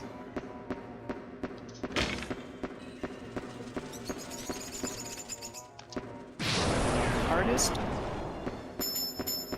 If you don't count the post game, then yeah. I guess there are a few high danger rooms, particularly staircases. Out of the way. Might as well. Overdid it. Overdid it. That's fine.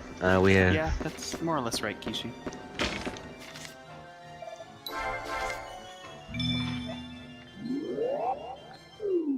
Well, no level 17 strats. Probably not. We'll just do 16. And that was a test anyways. We are nowhere near that being useful, I would say. Due to the other mistakes thus far. And here's the Dragon Slayer sword. Yay! Let's go ahead and set up our castle stats. We got Flugelon, so we will get 16 regardless. I was just trying to rush through there. Bad math. Math is hard.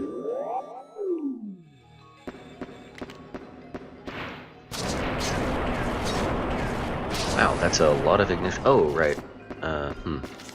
Also 38 less points of intelligence, so that might be the difference there.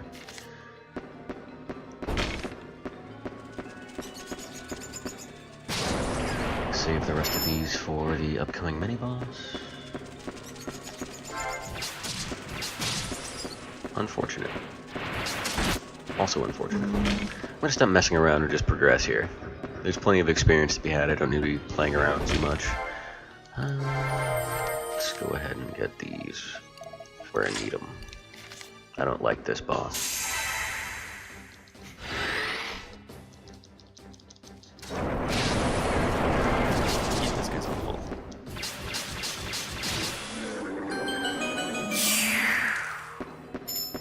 At this point, I don't need to micromanage my experience any longer because my stats are no longer wholly invested in intelligence.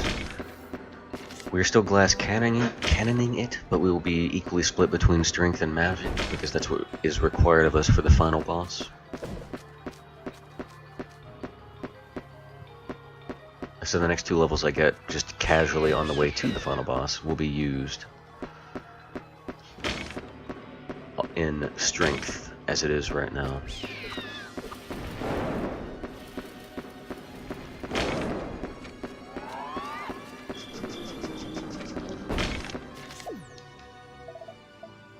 I was about to ask why you didn't grab the statue.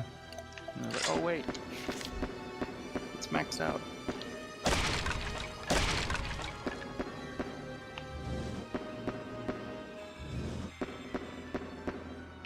I like that one, Black Moon.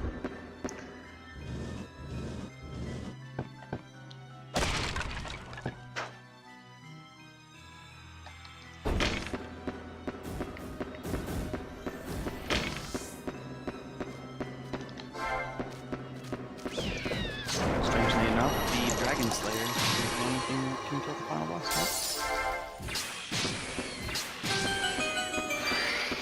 Wonder what the final boss could be.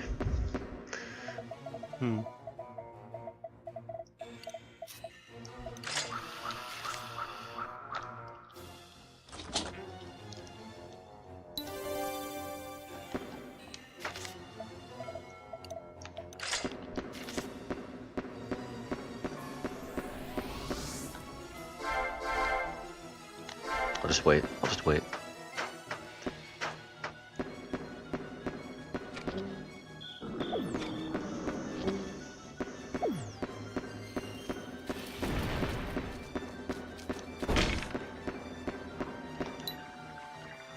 The sword element is a percentile bonus. I believe it's a 1.2x multiplier to your attack damage.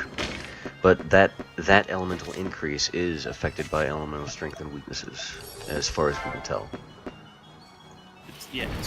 So it can be up to a 1.35 multiplier or down to a 1.05. So if you have a sword element on your weapon, it's generally an increase unless the enemy absorbs that type. So fire bats absorb fire damage, but griffins are null to fire. There would be a noticeable difference there compared to a slime that has weakness to fire, for instance. Out of magic potions, we're going to use this here and go before he kills me.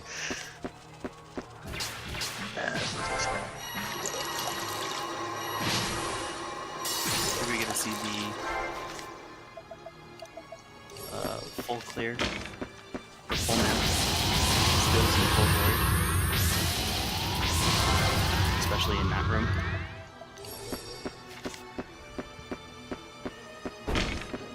Also, especially in this room.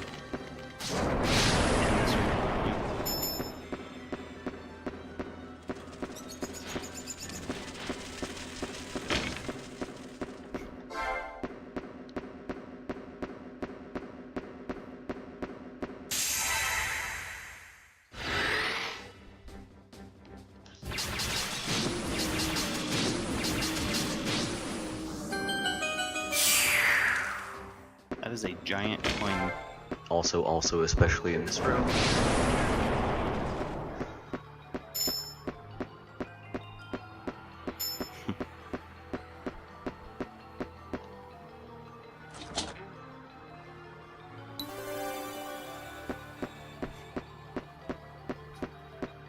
Funnily enough, the ice spell could use more AoE.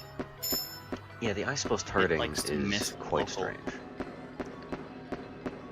Yeah, it really likes to miss ones that are close to you sometimes for who knows even why. There's a few oddities in the port, but overall it's pretty flawless. You have to be some kind of nutty speedrunner to see quite a few of the issues.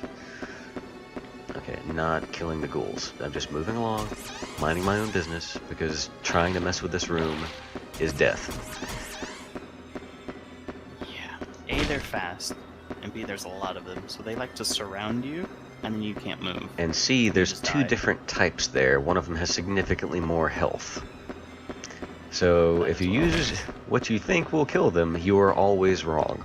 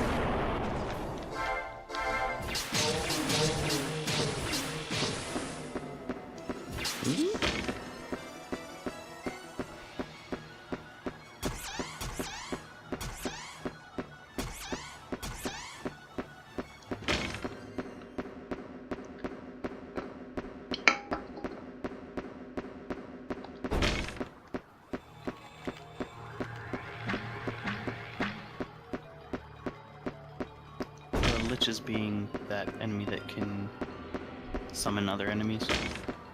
We didn't actually talk too much about it. That is actually one of the more interesting normal encounters in the game. That is a very complex enemy.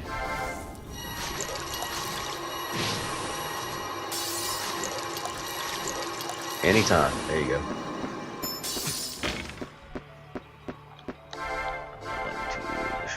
That's more than enough than we need, theoretically.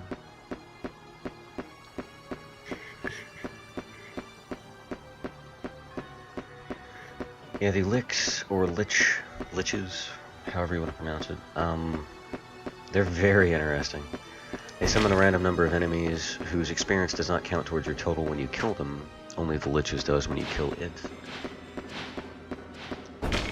Right. And by condemn, he means in the Final Fantasy 4 to 6 Doom way, so that a timer appears over your head and counts down.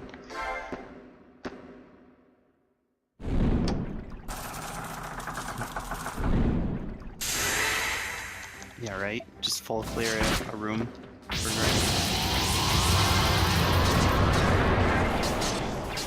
I'm gonna be short again, aren't I? Let's see what we can do with this. Not if you don't miss. Nope, just kidding. 2.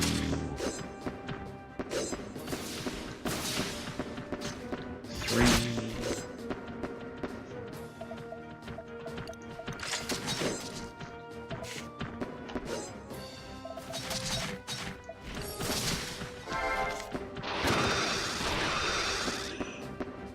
It's gonna be rough. I should just onyx at this point, but now I'm stuck here. I am committed to this horrible strat.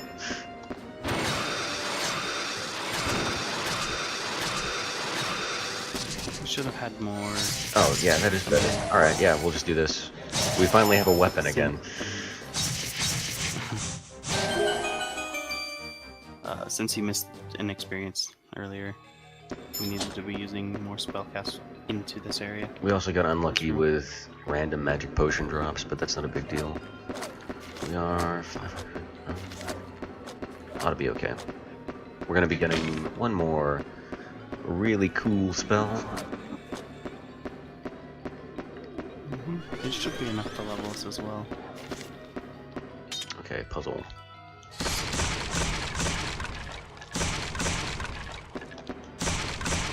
Ooh, potion. Gimme. I want. Thank you.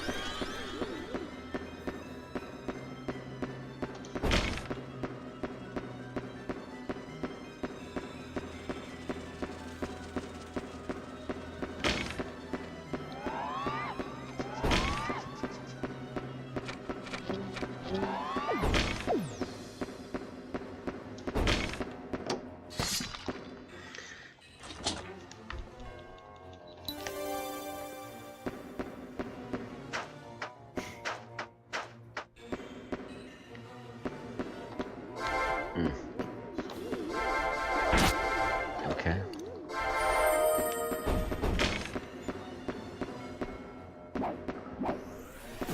We got the jukes. We do not got the jukes. Not quite. It's alright. They got the lockdown. Wow. Okay then. Level that. Yeah, this staircase is. If I'd had spellcast, I would have been able to shove some of them aside, and there was also some bad luck there. Now we are out of safeties for the final boss, which is kind of awful, but we are good. And with the strats we have, we should be fine. Yeah, it shouldn't be too bad. If you can't juke it, nuke Don't it. forget the potion. Good call. Yeah, and we still have our large potions and plenty of medium and so we should be alright.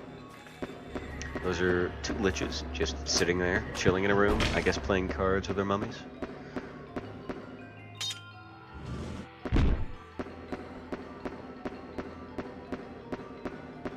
Yes, during some frames of animation, you can shove even large enemies aside if you try to push into them.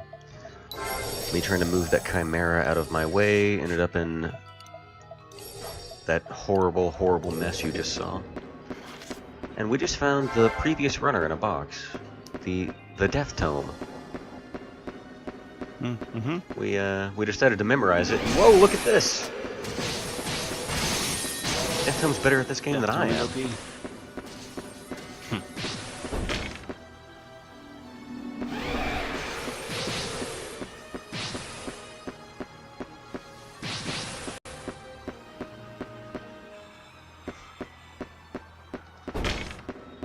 we'll be using the second Black Onyx mini skip. Depth is very hacks.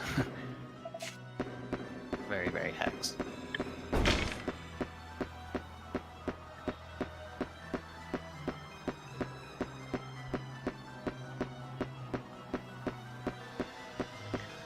This one Shiroi decided to figure out, and it saves about 2 minutes and 30 seconds of backtracking through the castle. So you jump down.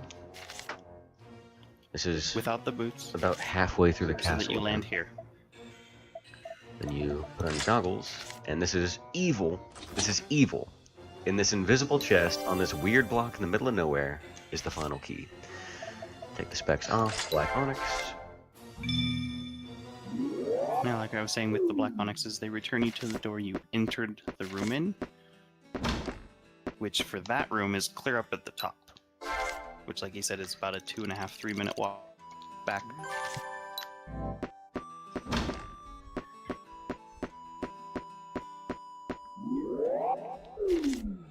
And now we're back here instantly. And ready to go to the end of the game, actually. You were right. You were right the whole time. Twitch chat. The chest really was the final boss. Good luck finding that casually, by the way. It is all kinds of fun.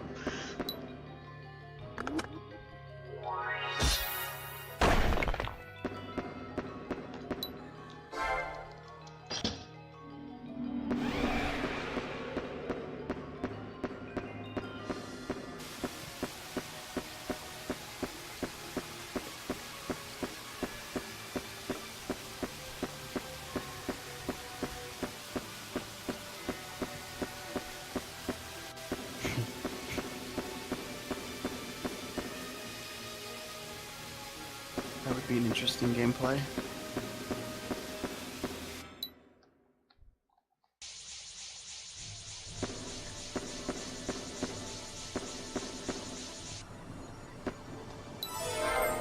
Safety save. In a run, if you die on this boss, the game is over, or the run is over anyways, just because of this stairway. Yeah, the staircase.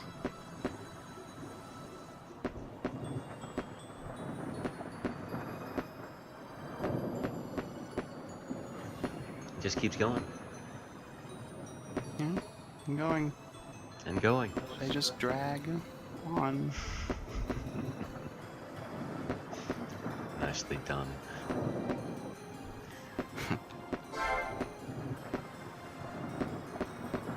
Alright, everybody strap in. I'm not saying a word for this. I have to focus.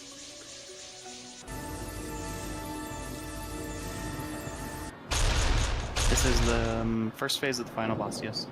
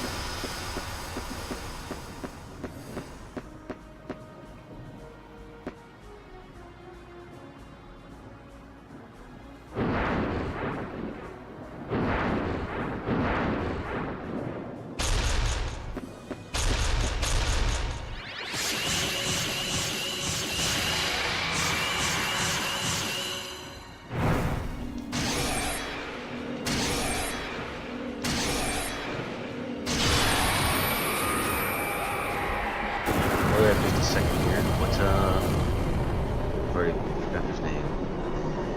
The guy who's been giving us a hand with our commentation in the chat. What he said about the Dragon Slayer sword being the only thing that can damage the final boss is mostly true, except in the first phase, and only when he's landed like that.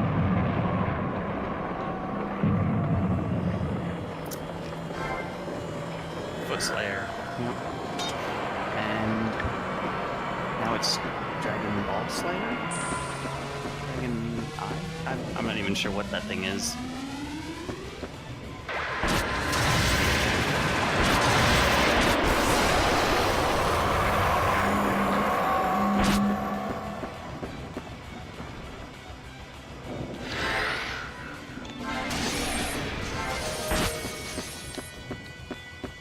I didn't swap the Sorcerian for this, did I?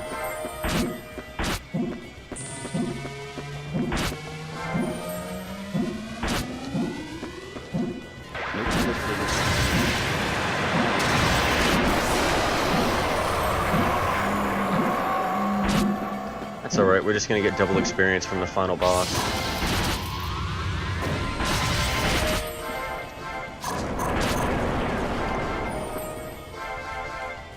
Hopefully we won't need that cast of Dragon Slayer that I just threw on a skull.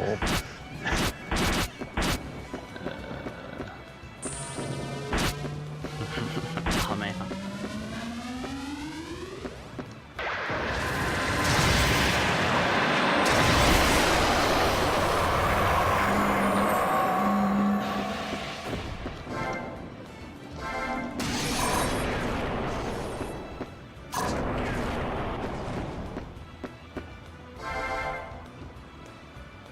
Ooh.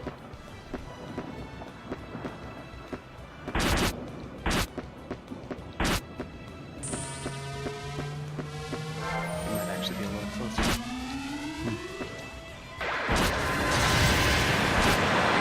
And that is time. Thank you everybody that stopped by. What was our time? We aren't overestimating. I don't know. I haven't had it open. What was that? We very well might be over. I don't think we're over. I can't hear anything over the dragon exploding. Probably not. Okay. 158. Okay. Yeah. If you'd like, I'm not exactly sure precisely how long the credits are, but we can have them roll if you guys want as you set up. The endgame, or the pre-credits video has the One Ring in it.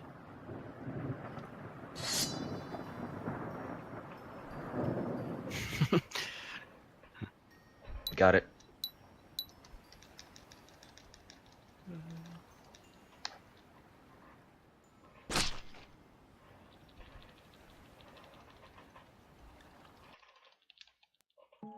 It skipped the credits. Oh wait, is this fine? We'll see.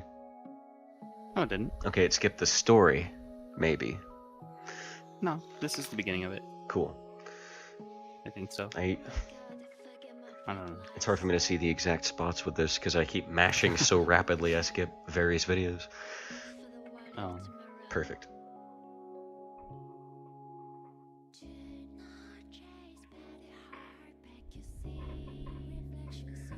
Thank everybody that stopped by, and everybody that was interested in the game, definitely check it out.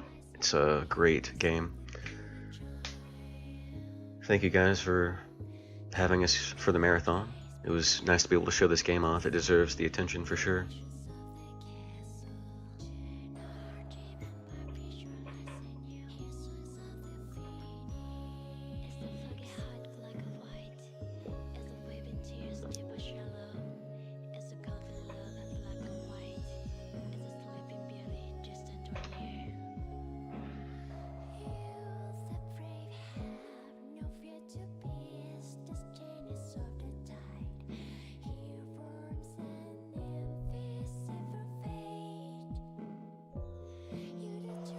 Yeah, it's been an adventure rerouting this over the last month.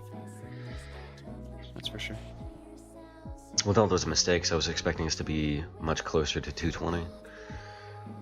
Nah.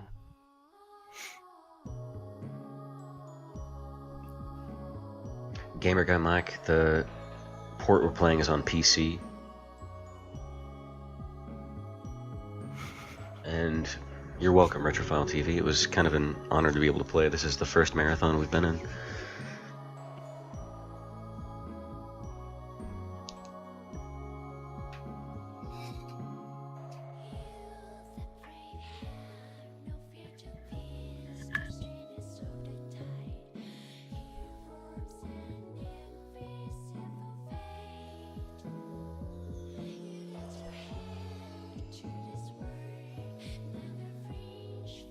Thanks for all the GGs.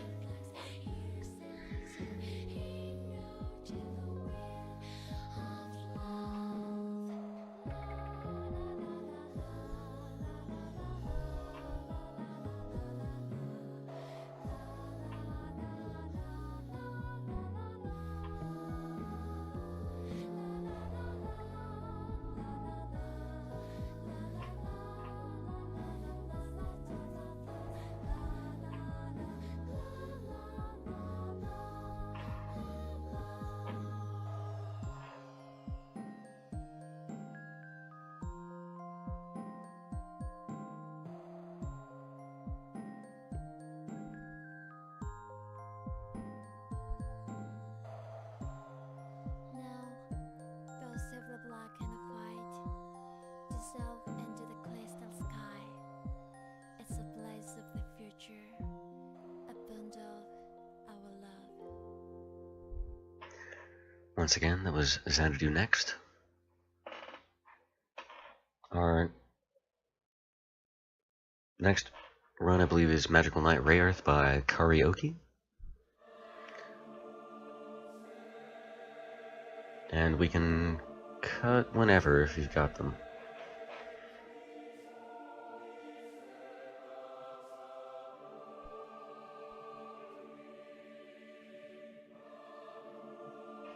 Alright, thank you, Omegas. Thanks again for letting us show this off. Everybody take care. We're out. Alright, thank you so much. Again, GG's. If you haven't followed both of them,